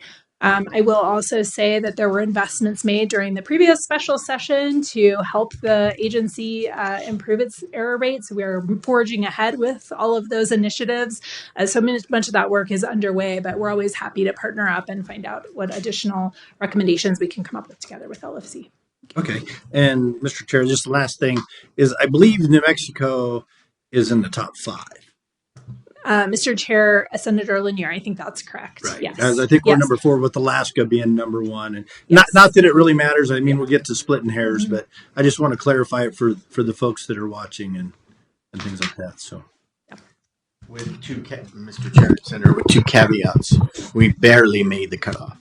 We were right on the border of the cutoff or the not cutoff to have to automatically do this. And the other caveat is they got to decide what the rules are. We can track our air rate and fix our air rate, but the federal government got to say, here's the rules and here's the air rates you have to target and come to. We don't know that. We may not know that for 6 months to a year until they give us the air rate. So we can fix the air rates, but we got to know what we're fixing. Right. Well, Mr. Chair, I appreciate Secretary you working on the air rate, and I do think that's important. And I don't think it's the end all of everything. I do think it will help set us up for some legislation, maybe for some oversight, just to make sure. Maybe we can find out something about people selling the cards, and we can help with that as legislators. Thank you, Mr. Chair. Thank you. All right, we're still on the amendment. So we have a motion. So moved by Senator Gonzalez, seconded by Tobias. Clerk, can you call the roll on the amendment?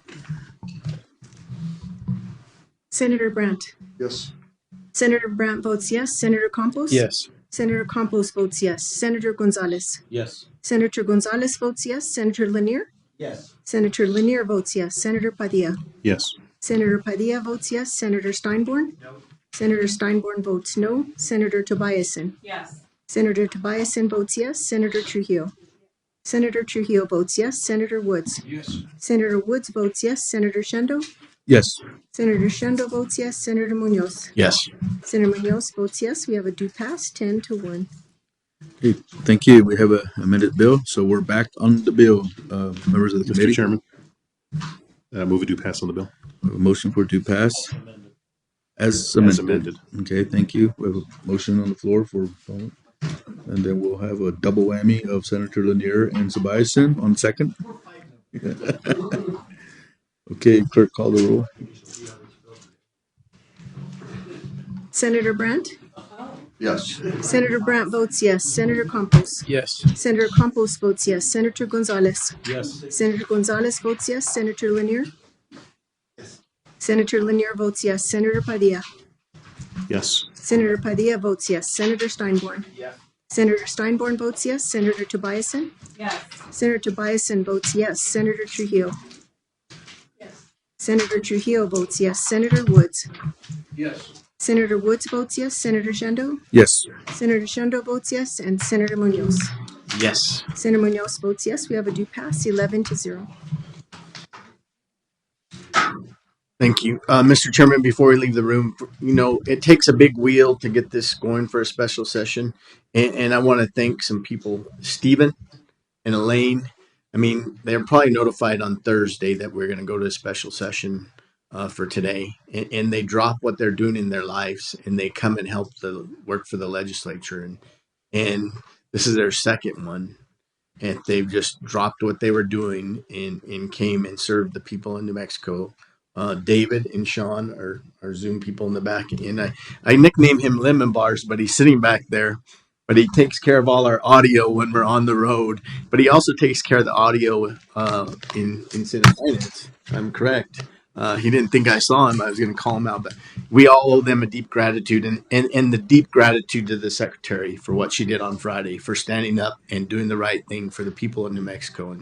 And so I just want to tell them thank you, and we appreciate you guys doing what you do for the people in New Mexico and for us as a legislature, just dropping what you have, and we appreciate that. So thank you. Thank you, Mr. Chairman. All right, we're adjourned. We're adjourned.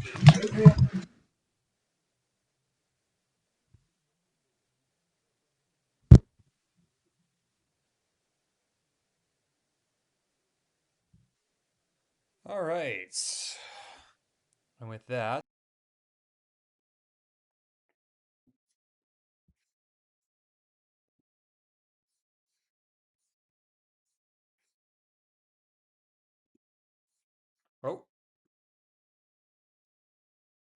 Thank you, Madam President. Unanimous consent. We go to our business committee reports. Seeing no objection, we're on that order of business committee reports. Reader to read. Madam President, your Finance Committee, to whom has been referred Senate Bill 1, has had it under consideration and reports same with recommendation that it do pass as amended. Respectfully submitted, Senator George Munoz, Chair. Senator Shindo. Move adoption of the committee report. We're on adoption of a committee report. All those in favor signify by saying aye. Aye. Those opposed, nay. The ayes have it. The committee report is adopted. Senator Worth. Thank you, Madam President. Unanimous consent. We go to our business messages from the House. Seeing no objection, we're on that order of business messages from the House. The reader to read. Message from the House of Representatives. Madam President, I am directed to inform the Senate that the House has passed House Bill 1 as amended and request the concurrence of the Senate. Respectfully submitted, Lisa M. Ortiz McCutcheon, Chief Clerk. A message from the House will be entered into the Journal. Senator Worth. Madam President, unanimous consent. We go down to our business introduction of legislation. Seeing no objection, we're on that order of business introduction of legislation. The reader to read. House Bill 1, introduced by Representatives Small, Dixon, Silva, and Little. An act relating to general appropriations, making appropriations from legislative cash balances for necessary expenses of the second special session of the 57th legislature, making an appropriation to the Administrative Office of the Courts for enhanced security protocols, equipment, and infrastructure, making an appropriation to the Income Support Division of the Health Care Authority to provide state nutrition assistance benefits to those eligible for federal Supplemental Nutrition Assistance Program benefits, reverting certain balances from certain general fund appropriations, providing for transfers from the general fund operating reserve to the appropriation contingency fund and the Medicaid trust fund, providing a transfer authority if revenue and transfers to the general fund at the end of the fiscal year 2025 are not sufficient to meet appropriations. House Bill 1.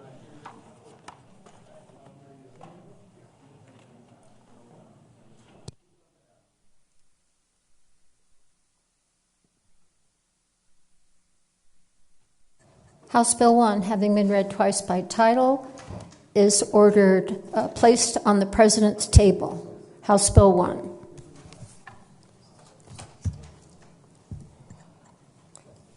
Senator Worth.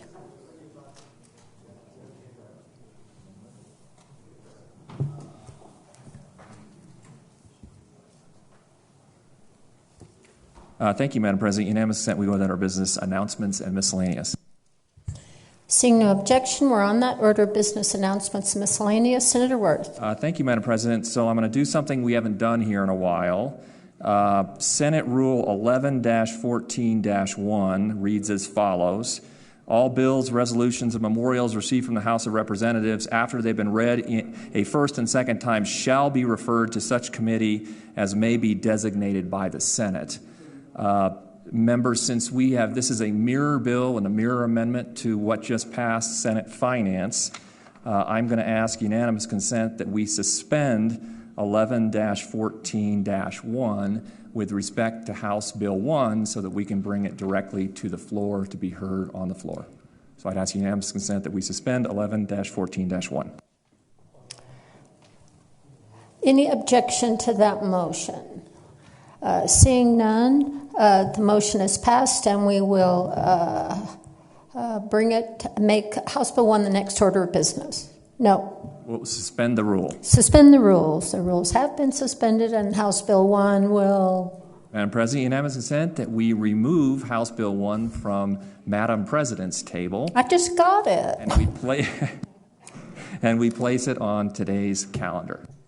All right, any objection to that motion? Seeing none, House Bill 1 is now on today's calendar. Madam President, it now being 11:59 a.m., I move we adjourn until 12:01 p.m. The Senate will come to order. Madam President, I ask unanimous consent that the rules be suspended, that the journal show all those present in this morning session are present in this afternoon session. The Senate will come to order. Madam President, I ask unanimous consent that the rules be suspended, that the record show that the journal has been read in full and approved, subject to revision and approval of the Judiciary Committee. Sure.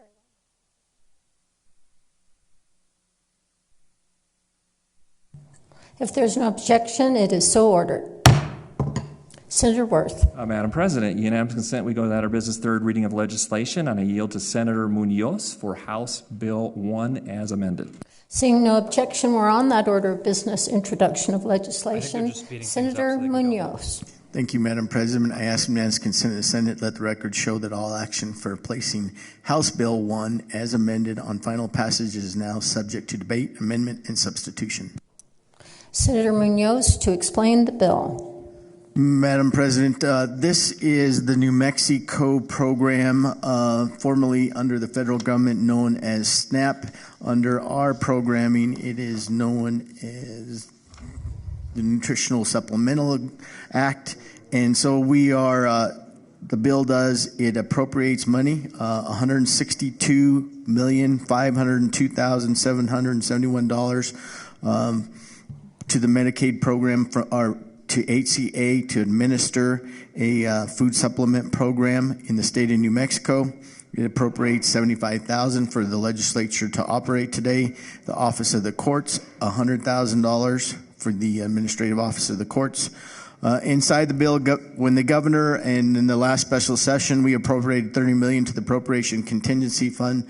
The executive used the $30 million for the 1st of November through roughly the 10th of November for SNAP our assistance food program benefits. And so we're refilling that program.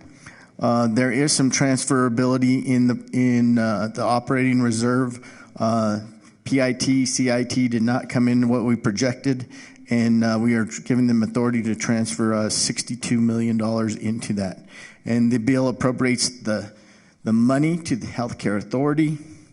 And what the Healthcare Authority will do is every week on a certain day, they will appropriate the money into their SNAP account. And that money will be weekly. $22 million a week is what it costs the state. With what happened on Friday, and the federal government saying, go ahead and appropriate the SNAP benefits, that took us out of the November timeline, and those benefits are in full act for November. And starting on December 1, if they haven't continued or fixed the SNAP program, then the state will start administering that at $22 million every week until the program comes back or until we come into session. The amount of money, $162 million, will last until about 5 days into the session. And so we fixed that in case that doesn't happen. And with that, Madam President, I would stand for questions, and I ask unanimous consent to have some expert witnesses on the floor, Charles Soleil and our Madam Secretary Carrie Armijo from HCA. Seeing no objection, the Sergeant of Arms can have the expert witnesses come to the floor. So we are on debate of the bill. Senator Trujillo. Thank you, Madam Chair. I'm sorry, Madam President. Thank you, Madam President. Will the Senator yield? Senator Munoz, do you yield? Madam President, yes, I will. He yields. Thank you. Madam President, Senator, I am just really grateful for this opportunity to stand up. We know that SNAP ensures that there's nutritional food, that there's plenty of food, at least to prevent hunger. These benefits are for individuals who are seniors, for children, and for those with disabilities. There's a variety of populations that this serves, but what I want to talk about today, just quickly, is my experience using SNAP benefits back in the 1990s.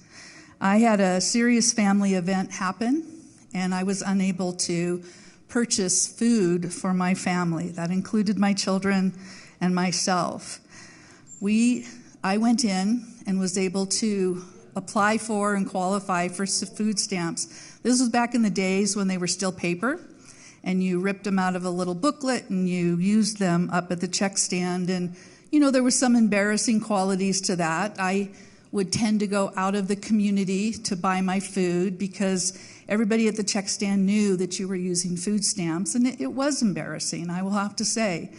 And so what I struggled with is that I learned that SNAP benefits are really supplemental.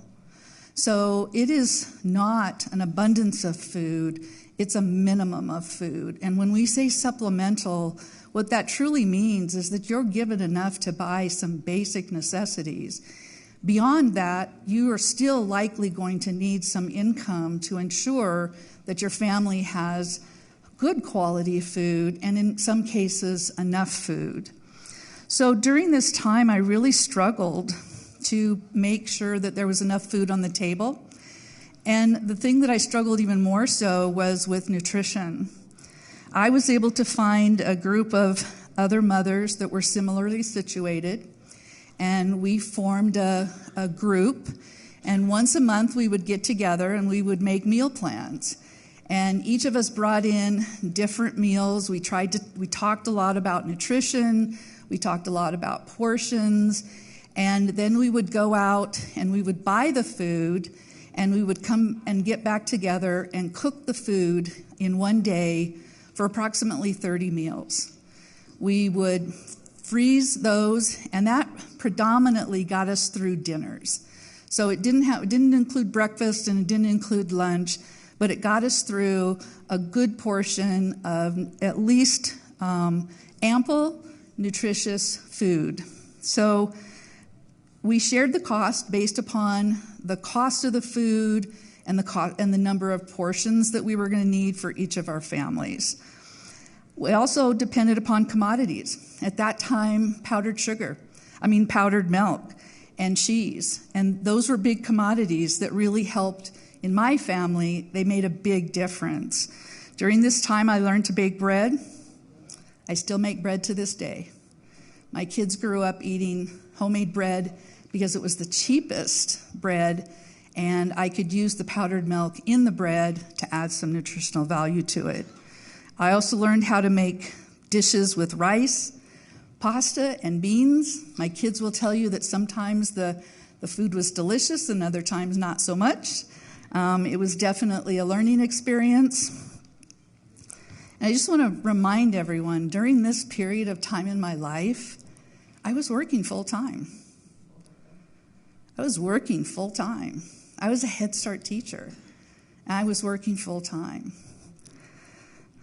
I had to make some tough decisions between housing, transportation, utilities. There were times when I had to make some really tough decisions, but it was really nice to know that at the first of the month, during this period, I would get a package of food stamps that I could take to the store and I could count on to get those bare minimum supplies for my kids. I recognize that New Mexico needs to improve our error rate.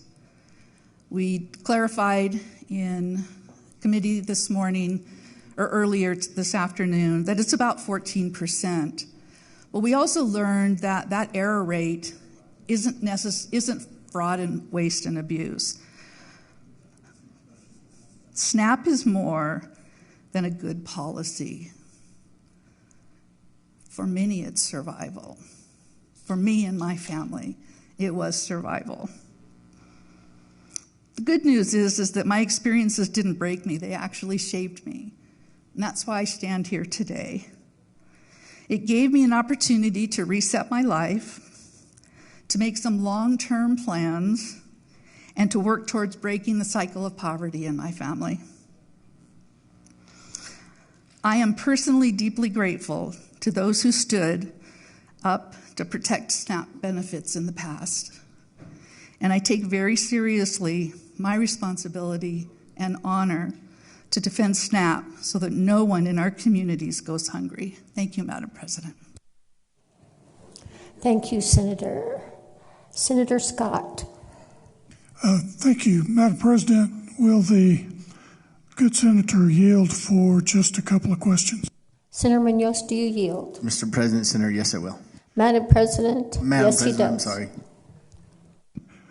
Madam President, I want to apologize in advance for any misstep in that regard. Madam President and Senator, I became aware as a result of attendance in interim committee meeting a while back that the Finance Committee has represented very significant error rates in the execution of this program. And I believe I heard just a few seconds ago that error rate is about 14%. Is that accurate? Madam President, Senator, yes, we are at right at 14.61 exactly in error rate. And Madam President and Senator, would the vast majority of these errors be excess payouts? Mr. President and Senator, yes, approximately 13.07 are overpayments. And remember, we went through COVID, and when COVID happened, they reduced the restrictions on SNAP, and some of those, since COVID has happened, has not been fixed.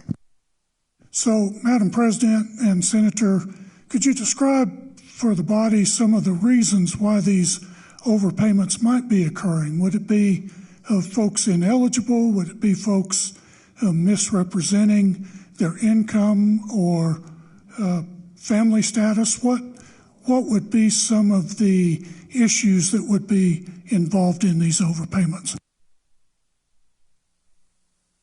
Mr. President, and some of those may not be what you mentioned, may not true, but if you walk in with a tax return and say my net income is $50,000 a month, and say this is a family of four, they look at the numbers, and some of those numbers may have not been correct when they did them. And so those may be some of the error rates. It may be their income level. It may be anything in the household. Somebody could have got a job in the time that they applied and now are over and their benefits should be changed. So they could be a myriad of benefits. They're not just, I'm going to go cheat the system. They're error rates that are caused within the system and caused through 2020 in COVID and weren't corrected going forward. So, Madam President and Senator, would it be safe to say that of the roughly $200 million that are being authorized in this piece of legislation, that some close to $30 million of that authorization should be could be going out to people that don't really deserve it? Madam President, I'm a little confused today because we got Mr. Governor and Madam President. And so, it's $162 million that we're going to place in this program. So if you say 13% of that, that's about $45 million roughly, in the top of my head in a quick math. Yeah, and we might be off by a couple of dollars, but it's only 13%. It's not $30 million. We're placing $162 million in there today. We may never use the money. The error rate will still continue. And so that amount of money on the error rates on $162 million, I'm going to call it about $45 million in errors. And Madam President and Senator, is there any effort as part of this legislation to remedy the consequences, for example, to HCA, to remedy this very significant error that's apparently present?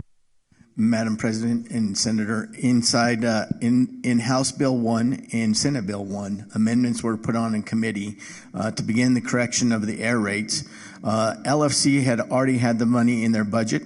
It's part of the LFC framework that was going to started this year and finished up in the next year. And so in the bill that amend on House Bill 1, the amendment does appropriate or move money within LFC to begin the study and to begin to fix the error rate, along with consultation or in coordinate with the Healthcare Authority and Secretary Armijo. And Madam President and Senator, prior to this appropriation that we're discussing today, all of the money going into this SNAP program was federal money. Is that correct? Madam President, Senator, yes. And that could, I think, have contributed, Madam President and Senator, to the lax enforcement, if you will, the lax execution of this program, because it's not state money, it's federal money. Now that it's become state money, it's real dollars. Madam President and Senator, have you been reading various newspaper articles that have been discussing SNAP in the last few weeks? Particularly, I'm referencing those that have come out in the Albuquerque Journal. Madam President, Senator, I try not to read the paper every single day, but I do catch some of those articles, and I don't know if you're referring to a certain article, and maybe you could enlighten me, Madam President. Madam President and Senator, one of those, and this would be contrary to the good senator who spoke previously, would be contrary to her experience, but one of those was a lady that has been on SNAP for 3 decades. Now, Madam President and Senator, I would submit that this program has morphed from a hand up to a hand out, and that needs significant reform moving forward. And then the second article that I'm referencing, Madam President and Senator, was a lady that was using She was lamenting the fact that she was losing her SNAP benefits because she could no longer feed her cat and 2 dogs. Is there any restriction, Madam President and Senator, on what kind of foodstuffs, what the utilization of these foodstuffs are when they're purchased on one of these SNAP cards? Madam President, Senator, so there is a restriction on SNAP right now. You cannot buy pet food with SNAP benefits. So there's something that doesn't match in that article. There is nutritional requirements in SNAP. Maybe they need to be tightened a little bit, and we'll have to look. But there is requirements. So you cannot buy pet and dog food. So I feel sorry for that lady in the article. But, Madam President and Senator, it would definitely be possible to use SNAP benefits to buy food for her, freeing up cash for cat food and dog food. Would that not be a reasonable assumption? Madam President, Senator, you can assume anything you want. That depends on her level of income. Madam President and Senator, thank you so very much for the answers. I would have a lot easier time voting yes for this if we were taking active steps to resolve some of the errors that are present in this program. Thank you, sir, for your answers. Thank you, Madam President. I'm done. Thank you, Senator. Next, we'll hear from Senator Cedillo-Lopez. Thank you, Madam President. Will the sponsor of the bill yield? Do you yield, Senator Munoz? Madam President, yes, I will. He yields. Thank you, Madam President. Does the error rate include underutilization of the benefits? Madam President, Senator, yes, it does. I really appreciate that because I know so many families that don't apply for these benefits, and I think it's really important that we not have hungry people in our state. Madam President, does the study that the LSC conducts and that the federal government requires distinguish between fraud, that is, people who submit false documentation, and those errors in overpayment that are caused by state mistakes in programming or other kinds of mistakes that the state makes? Are those kinds of errors distinguished in the study? Madam President, Senator, we won't be able to discover fraud because if a person applies for SNAP benefits and we think they applied legally, we don't know if they're defrauding until somebody reports it.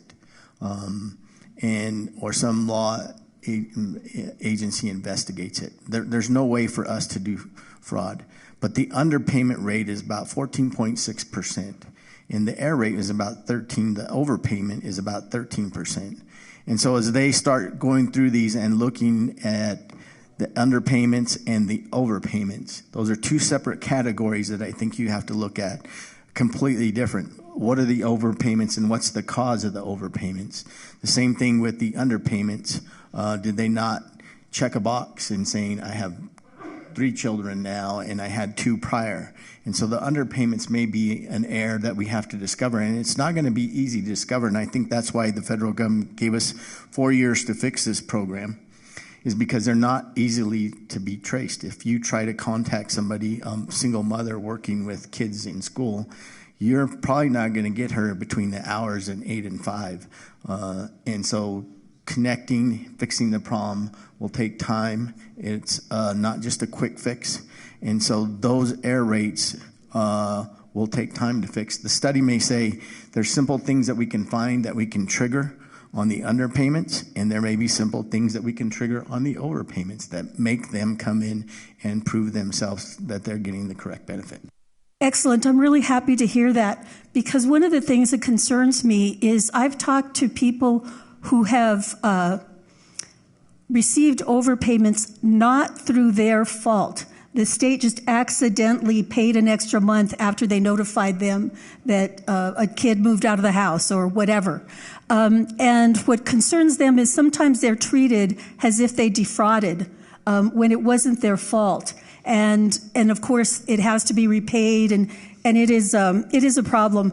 I'm really glad that these studies are being done, but I think we also have to make sure that the study looks into the idea of making sure that everybody is getting the benefits they deserve, and to make sure that we don't treat people who get overpayments not through their own fault are not treated as if they committed fraud. So I stand in strong support of this bill. I'm very proud of us for not letting the chaos in the federal government deter us from doing something that I think is so important to the people in the state. Madam Chair, never understood SNAP benefits to be a hand up. I understood SNAP benefits to make sure that no one in our state is hungry. Thank you, Madam Chair. Thank you, Senator. Senator Brandt. Thank you, Madam President. It's so good to see you up there. Thank you. Glad to have you presiding over us today. But I think we have to go back a little bit and kind of do a rewind and look at why are we here today? Why are we actually here today? Day 41, 42, I think, the government shutdown. The government shutdown that was caused by our very own U.S. Senators, Ben Ray Lujan and Heinrich. Our very own U.S. Senators decided to vote to shut down the government instead of voting for a CR that they had voted for 13 times prior. The very same CR. They decided to vote against it. And I know my friend is going to get up and talk about how Trump sued. Well, actually, Trump didn't sue. The states sued because Trump didn't think he had the authority to pay SNAP benefits, so they sued to make him pay SNAP benefits. So he went to court, yes, to have a judge tell him that he could pay them. And he said, we'll gladly pay them. Then another judge has said, well, no, you don't have to pay them. So we'll let the courts figure that part out and what's actually legal for the federal government to do. Our own governor just spends money and we do nothing because we don't care about the co-equal branches of government in our state. We want our state to be run by the monarch upstairs. Sorry, Howie, that was not directed towards you. You're just a temporary. But the monarch upstairs has spent $380 million when she was only authorized to spend $180 million. And you know what we're doing about it today?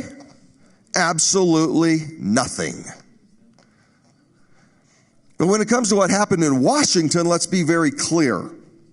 Ben Ray Lujan and Martin Heinrich voted to use the people of New Mexico as pawns to force the government to pay for subsidies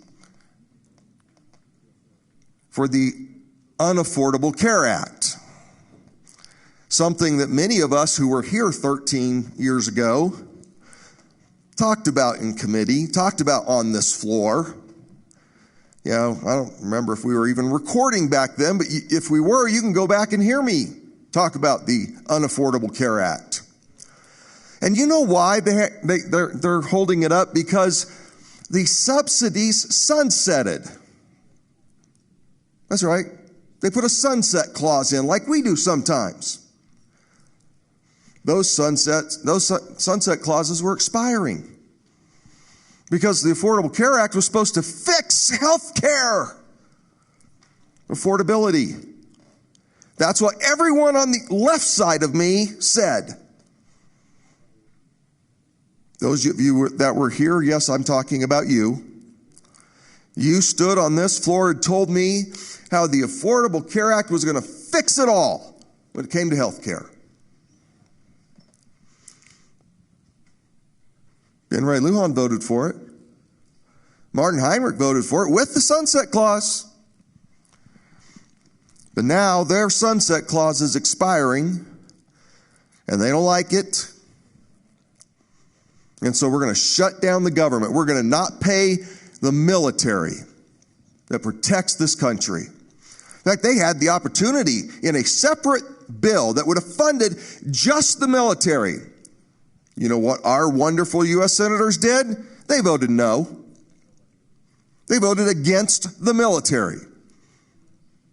Then they ran a bill that would just fund all the federal workers, you know, like the guys, the air traffic controllers, you know, those guys that have been working now for 40 days without pay. How many of you could afford to work for 40 days without pay? I'm guessing not very many. I know in our state not very many could, but they're being asked to. You know the people that check you in security as you're going on to the plane? Well, at the airport, not onto the plane. They're not getting paid. So they ran a separate bill to pay them and the military. Do you know how our U.S. senators voted? They voted no. No, we don't want to just pay them. No.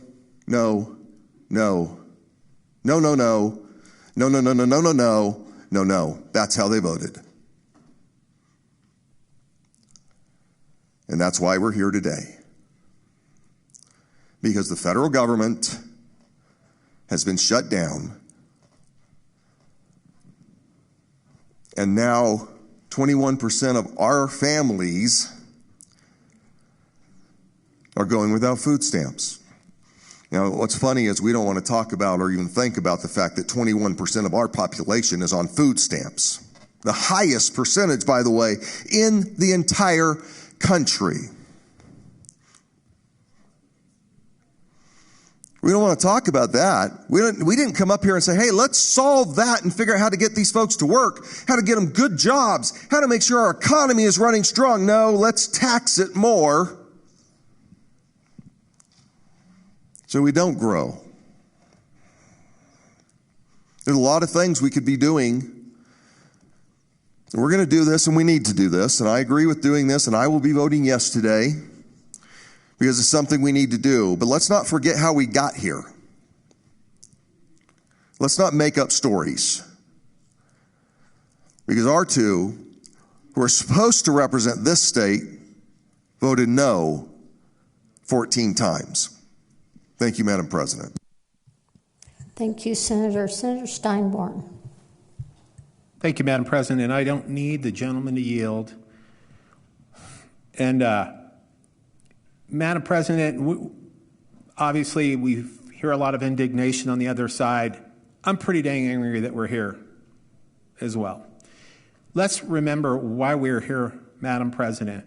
For the first time in American history, we have a U.S. president, at least I believe it's first time in U.S. history, a president who has gone to court to stop his own executive authority from issuing this food aid to hundreds of thousands of New Mexicans and millions of Americans. While he dined on lobster at Mar-a-Lago, he touted his $300 million, billion-dollar ballroom. He literally was going to court to stop food aid for desperate people. That's why we're here. The federal government has the money to do this, and in most shutdowns, they have used this authority and extended this food aid. We should separate this food aid issue from the shutdown. This is an entitlement program that the executive branch and the U.S. Department of Agriculture has the authority to give this food aid. We have a president who used hungry Americans as a pawn, as a malicious tool to try to exact his own negotiating strategy, because he views that hungry people are more likely to be Democrats. And that's not my words, that's his word, okay, about the states, of who this would affect. He said that on Air Force One. So let's be clear why we're here, okay, because of a heartless, unprecedented president. I'll tone it down, Madam President, because this I'm pissed off too, and that is why we are here. Now, why are people in my party fighting for health care? They're fighting for health care because of a manufactured, quite deliberately, nothing hidden about it, as we just heard some of the animus against working people, about poor people getting assistance. We have no problem creating $5 trillion of debt, okay, to give out tax breaks to billionaires. We have no problem with that. But we have a real problem helping someone with a hand up so they can eat. Okay, and so we eliminated, Congress eliminated, and yeah, Congress has the power to appropriate. They can do what they want, just like we can. They have chose to end the subsidies that help 66,000 New Mexicans afford health care. Now think about this, Madam President. We have truly the working class of New Mexico who are playing by the rules, who are trying to make a living, who are buying their own health care, and their policies are doubling right now. Do you realize, are you all aware of the crisis facing our state right now in our country with health care premiums? I think a lot of people, and I'm actually one of those people who buys through an exchange. I wonder how many people on this floor do. I don't mean that to disparage, because I think you have to kind of appreciate seeing the sticker shock of seeing your health premium double to really understand what a massive crisis this is. We have millions of people in this country about to lose their health care. We are in an open enrollment period right now. And so one party said, we've got to fix this now. And they used the only leverage they have, which was the budget bill. And both parties used this leverage. And one party said no. And so we do need to fix this. A number of senators pivoted and said, okay, we're going to keep fighting for this, because at least they did not want to jeopardize food aid. They did not want to jeopardize people's flights.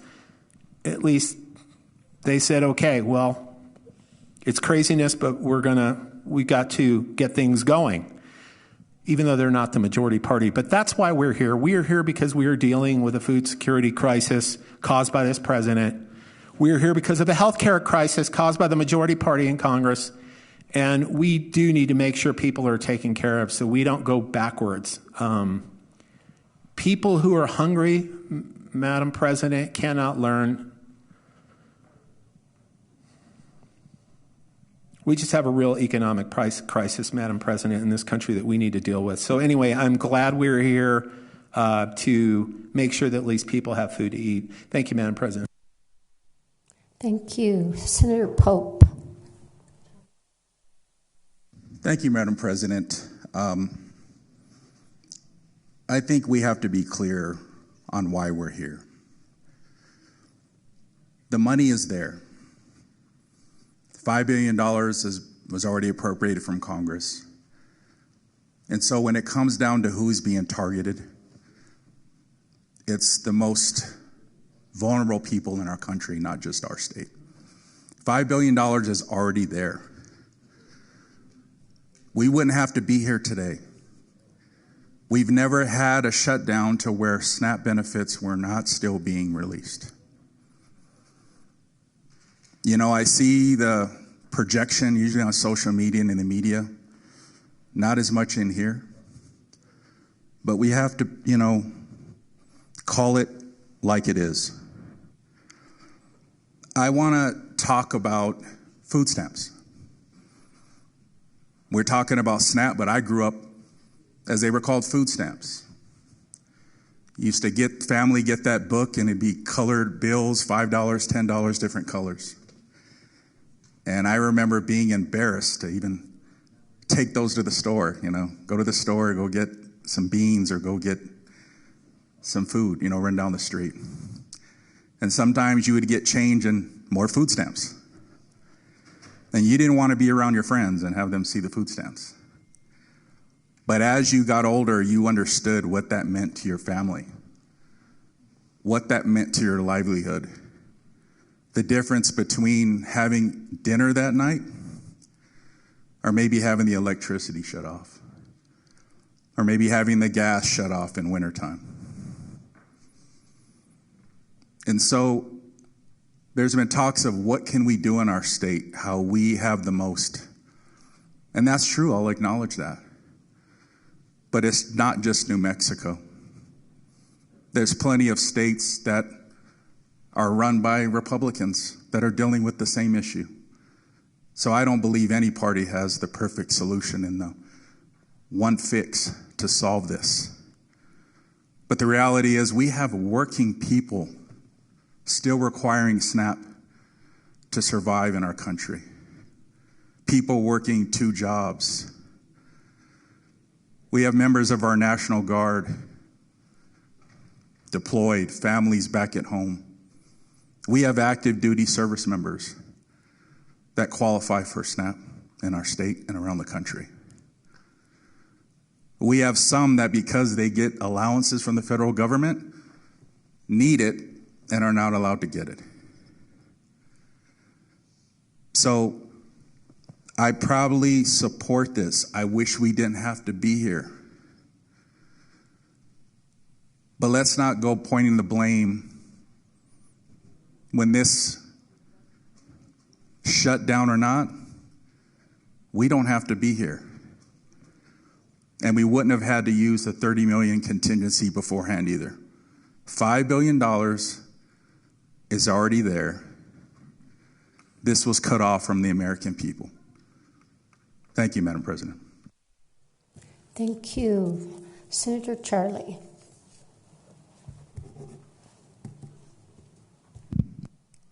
Thank you, Madam President. Nope. Thank you, Madam President, and thank you, colleagues. I come to this floor today carrying the stories of the people who sent me here. From the mesas of Acoma to the foothills of the Manzanos, from Alamo and Grants to Los Lunas and Laguna, across Senate District 30, I represent some of the most rural, resilient, and hardworking families of New Mexico. Last week, I spoke to an elder who told me, I can stretch my SNAP, but I can't stretch it forever. That elder is careful. She plans every single meal, knows when her store gets restocked. She even knows when the trucks are late, because in rural communities, we know everything about everything going on. But what she can't plan for is Washington politics. And that's what's brought us here today. In Senate District 30, nearly 1 in 4 people rely on SNAP to put food on the table. In McKinley, Cibola, and Socorro counties, that number is more like 1 in 3. To put this into more perspective for us, in Valencia County, over 16 million meals were provided in 2021.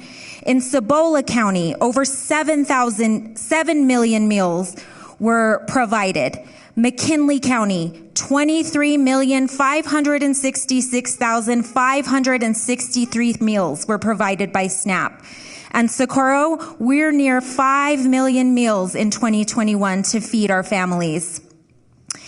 So without this, it means tens of thousands of families, children, elders, veterans, full-time workers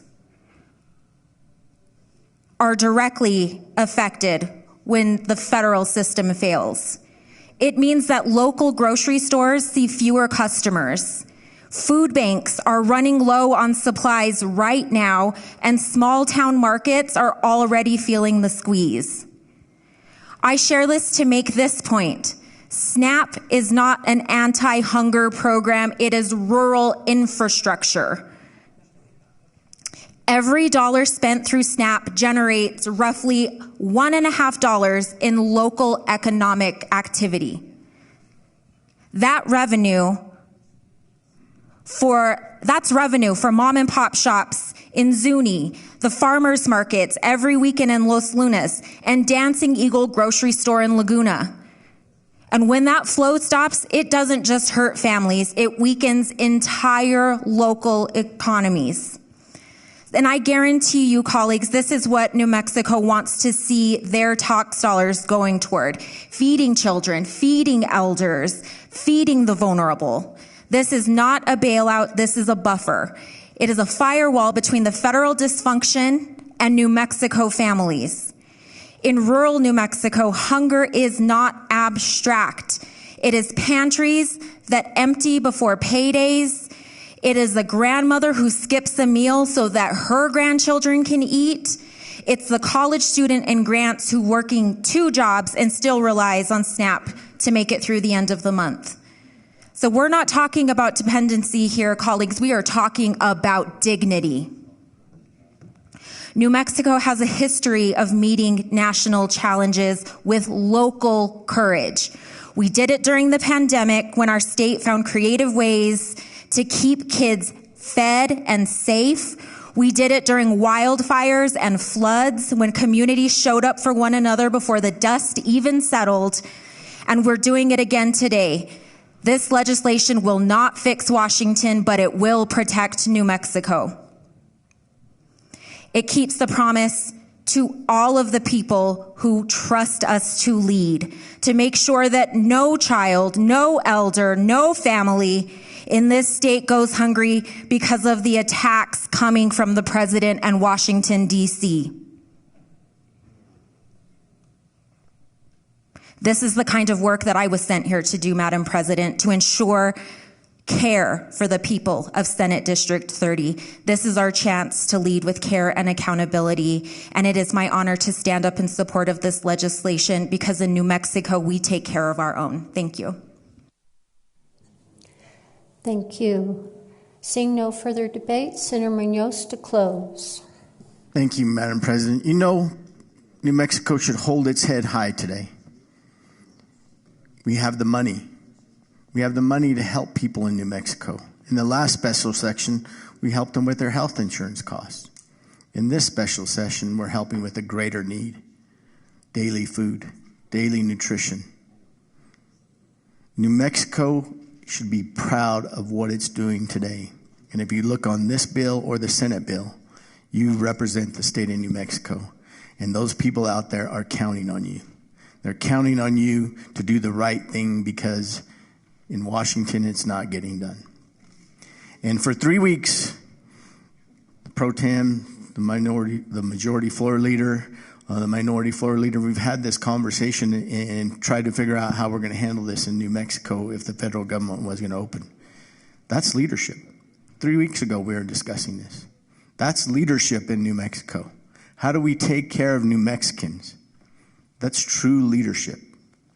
The House was in on the meetings, and it takes leaders to take the gumption to say, it may happen, it may not happen. But if it doesn't happen, we'll get the money back. If it does happen and the feds give us the money back, which I think is going to happen, and there's discussions right now currently going on in the federal government on part of that bill in negotiations for the states to get the money back. We're out nothing. We're out nothing but doing the right thing. Everybody just wants you to do the right thing when you go to the grocery store. Hey, help me. How do I do the right thing for me as a voter that voted for you? We're doing the right thing today.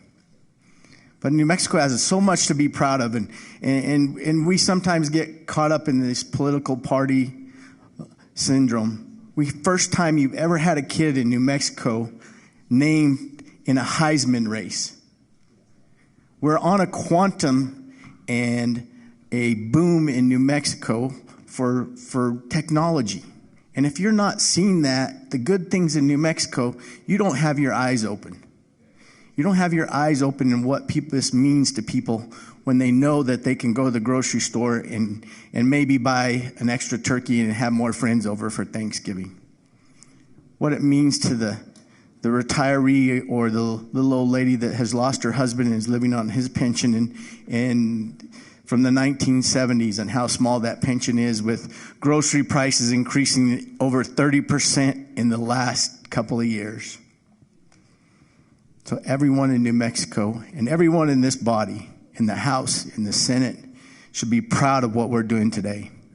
The leadership from the governor, the leadership from the lieutenant governor, acting governor today, the Madam Pro Tem, the majority floor leader, the minority floor leader, we should all be proud today as you drive home.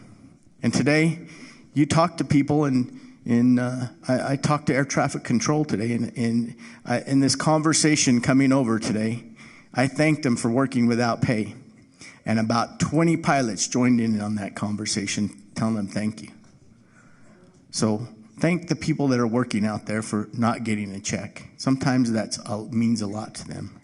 With that, Madam President, you know, Arizona only had $1.8 million to help out their SNAP program. That's all they had. They're not going into a special session. Texas is in the same way. They're not going into a special session. But New Mexico has put money when we need it, we can get to it, and we figure out how to help the people in New Mexico. Madam President, I don't know what happened in the House. There must have been a lightning strike over there because that House bill came over quicker than lightning could have ever struck. I've never seen that before in my life, but this is an unprecedented day. And I hope the Speaker's listening. But we're doing the right thing today. And I ask each and every one of you, from my voice, from my mother, always take care of the poor. Always take care of the poor that need the help the most. And with that, Madam President, I move that House Bill 1 as amended do now pass and ask unanimous consent. Oh, let me stop one thing. I need to finish one thing up. Madam Secretary, I appreciate you for your courage on Friday, for what you did for the people, for your staff that has been working on the $30 million appropriation on November 1st that went out to Nikki Kozlowski, your ISD director, to Marisa Vigil, the deputy director, to Stephanie Moore, the ISD director, working overtime to make sure that benefits got out. And on Friday and Thursday or Friday, when they said 65%, and then Friday it went to 100%, and then take it back. Madam Secretary, I'll stand beside you anywhere you want to go to defend you for what you did for the people of New Mexico. So, with that, Madam President, now I can close. I move that House Bill 1 as amended do now pass, and I ask unanimous consent of the Senate that the record show that the roll has been called and all those present voted in the affirmative, except those voting in the negative by a show of hands. Roll call.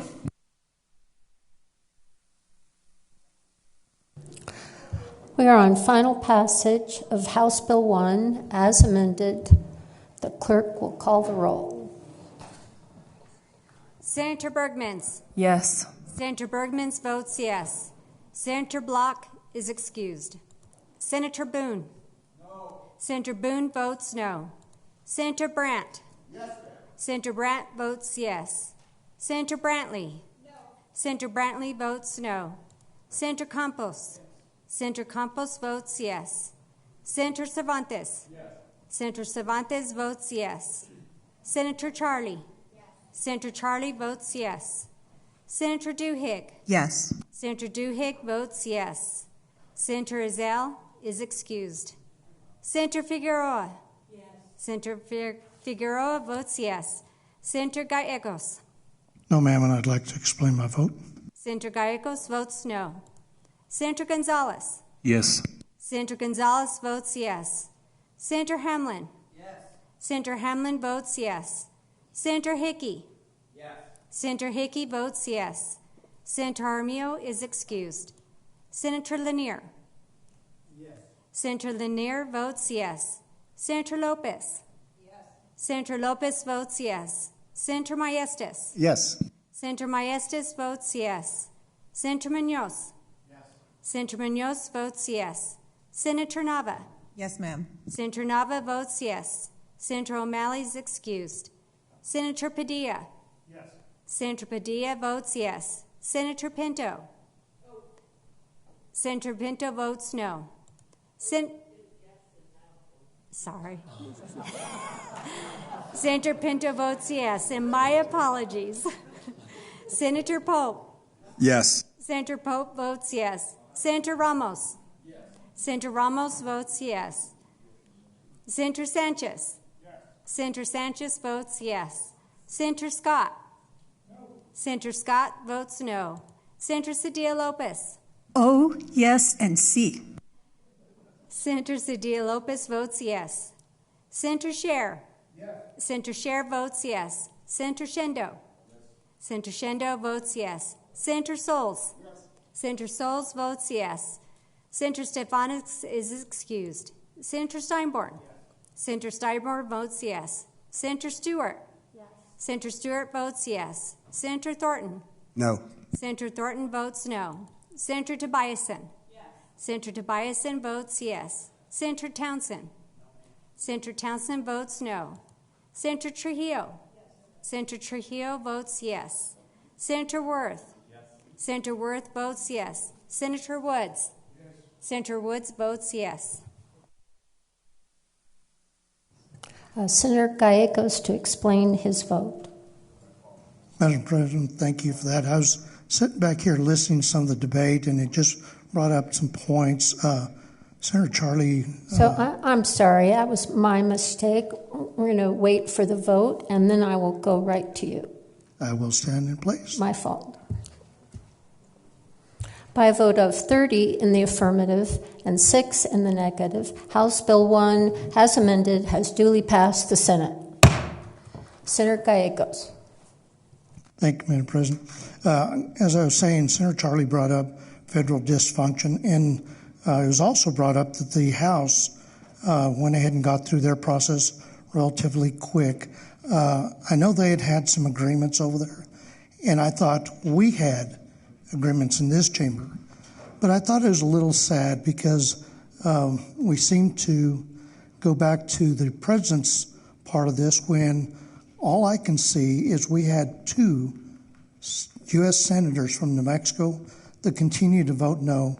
Senator Trujillo brought up being poor. And I want to tell you, I was 8 years old when I moved from an adobe house with dirt floors, with no indoor water, heat, or even utilities. I know what it is to be poor, but I think we owe it to we always believe in families first, but we owe it to our taxpayers to always have accountability for their monies first. And I voted no because I do believe we're going in the right direction, but I don't think this bill solves the issue that we have with SNAP. Thank you, Madam President. Thank you, Senator. Senator Peter Worth. Thank you, Madam President. Unanimous consent. We go to our business announcements and miscellaneous. Seeing no objection, we're on that. Order of business announcements, miscellaneous. Senator Worth. Thank you, Madam President. Just before I yield to Senator Lopez for a motion she likes to make in special sessions, I would like to yield to our veterans in this chamber. Senator Pope, if you could lead off. Tomorrow's Veterans Day, and I think it's important to recognize our veterans, and I'd yield to Senator Pope and Senator Brandt, Senator Scherer, any other veterans, Senator Ramos, anyone else, veterans in the chamber. Senator Pope. Thank you, Madam President. Today is the 250th birthday of the U.S. Marine Corps, and even as an Air Force retiree, I want to honor them, and as many of you got to see down in the Rotunda, we had a celebration, so I want to honor, first off, the Marine Corps. Tomorrow is Veterans Day, and I want to also honor the service of Senator Scherer, Senator Block's not here, Senator Brandt, Senator Ramos, and Senator Thornton, I believe. I hope I didn't leave anyone out. I always talk about the service of veterans, signing that blank check, understanding that you take an oath to support and defend the Constitution, and in some cases it means putting your life on the line. And I think the closest to that is the work of our first responders, probably of the closest type of tie to that. And so regardless of your politics or where we are at ideology and what we believe, we all share that sacrifice and love of country, that we took that oath and we understood that we were willing to put our life on the line to defend this nation. So with that, Madam President, I'll pass it along to any of the other veterans, but I just wanted to acknowledge that. And there will be plenty of ceremonies around the state. I know in Albuquerque, they always have a big event at the Veterans Memorial near Kirtland Air Force Base off of Louisiana. And so I will yield to other veterans. Thank you, Madam President. Thank you, Senator Pope. Senator Brandt. Thank you, Madam President. And, I just wanted to stand and say, Senator Pope and I disagree on a lot of things, but we are a part of a brotherhood that most of you don't understand. Because like Senator Pope said, we wrote a blank check. Unfortunately, mine keeps coming back to haunt me, and it keeps affecting me every day. but we all did. We all said that we would do whatever was needed to keep our country safe. Some of us were called to the front lines. Some of us were not. Some of us were injured in training accidents. Some of us were injured in fighting. We all wrote that check. We all love this country immensely. I think we all continue that oath that we took to defend this nation. And I think we're all continue to do that every day in the way that God has shown us and led us to do so. So I thank my brothers and sisters throughout this state who served alongside of me, before me, and are serving now after me. Thank you, Madam President. Thank you, Senator. Senator Scher. Thank you, Madam President. You know, Veterans Day comes on November 11th because at the 11th hour of the 11th day of the 11th month of 1918 was when World War I came to an end. And it was interesting that both sides were trying to gain even a foot of ground right up to that minute. They fought hard, and it just, I look back at that and go, wow. Everybody knew that the war was going to end at the 11th hour, the 11th day of the 11th month, and they continued to fight right up to the very end, as I think we did here today, because we all knew that we were fixing to go home. And I appreciate that. And certainly from the veterans' perspective, I think that we're right, even though I have to agree with two people from the Air Force, because I'm Army, and we were there first. There is a bond. There is a bond between veterans of all services and all the branches and so forth. And it is a bond hard to explain if you haven't been there. But I also know that most of the veterans have, eleophormania, which is an excessive need for freedom. And yet every one of us gave up freedom, complete freedom, because we went where the military sent us, when they sent us. The needs of the military were before the needs of us or our family or anything else. And we all did that, even though all of us have this sense of zeal for freedom, maniacal zeal for freedom, exactly what eleophormania means. And I think as we were here today, we saw some of that. Gosh, we want this freedom. We need this freedom, but we know people need help. And I believe that there's a bond among the Senate as well. Probably not the same as the bond between the military, but it is closer all the time because we stood here and we fought to the very end. And I appreciate that. I appreciate the service of everybody. I appreciate your service, Madam President, and those in this room. So thank you. Thank you, Senator Scher.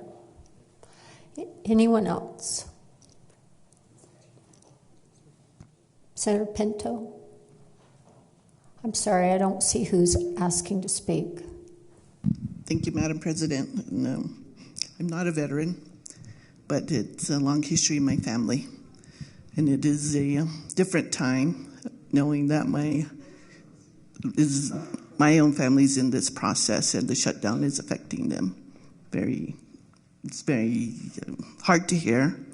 But even with our veterans that are moving on and deceased, that there's issues there too, laying them to rest. So I hope that all can be resolved with all due respect, the honor and the service they had.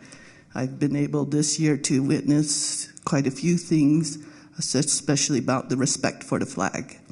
Never will view it the same again in those terms. But thank you, and thank you to our veterans. Thank you, Madam President. Thank you, Senator. Sergeant of Arms. Madam President, we have honored guest again from the House of Representatives with a message for the Senate. Representative Henry. Representative, I can't read your writing. And Representative Sarinara. Welcome to our House of Representatives. Thank you, Madam President. The House is here to inform you that we have completed our business, and thank you for hearing us. We are so shocked to hear that from you, but so thrilled. So let's keep this up in January. Senator Worth. Madam President, just before we wrap up, unanimous consent, we go to our business messages from the House. Seeing no objection, we're on messages from the House. Reader to read. Message from the House of Representatives. Madam President, I am directed to inform the Senate that the duly enrolled and engrossed copy of House Bill 1, as amended, has been read in full and signed by the officers of the House in open session, and requests the signatures of the officers of the Senate. Respectfully submitted, Lisa M. Ortiz McCutcheon, Chief Clerk, House of Representatives. The message from the House will be entered into the journal. Senator Worth. Madam President, unanimous consent, we go without our business announcements and miscellaneous.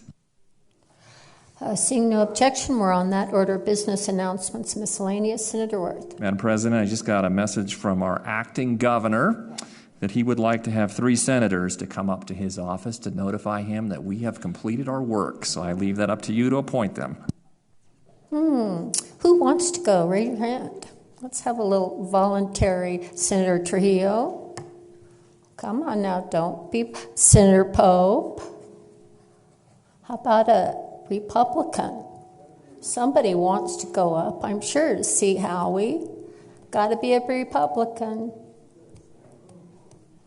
Okay. Senator Thornton, you can go up with the other 2.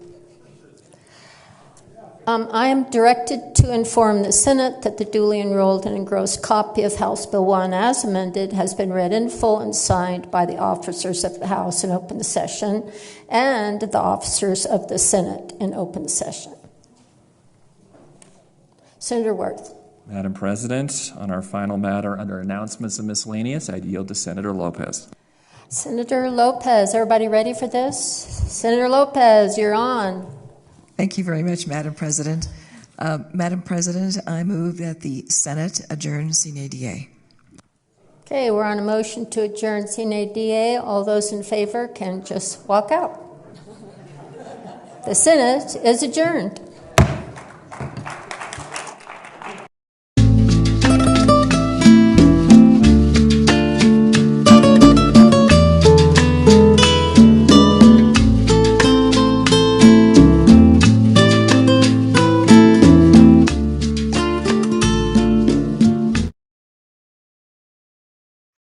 All right, enough of that. It all passed just like we said it would. Blah, blah, blah, blah, blah. Yeah. Yep. 6 hours. Could have passed in 5 minutes. Massive waste of time, massive Democrat leverage, massive waste of everyone's time. I'll have a recap out some point tomorrow. And yeah, if there are any questions, I'll answer. But otherwise, have a great day.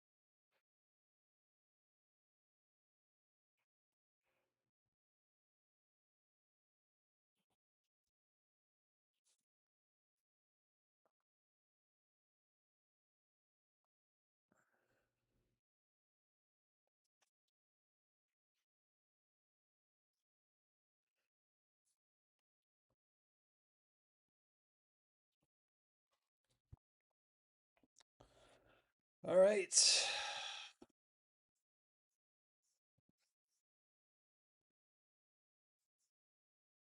that should be it.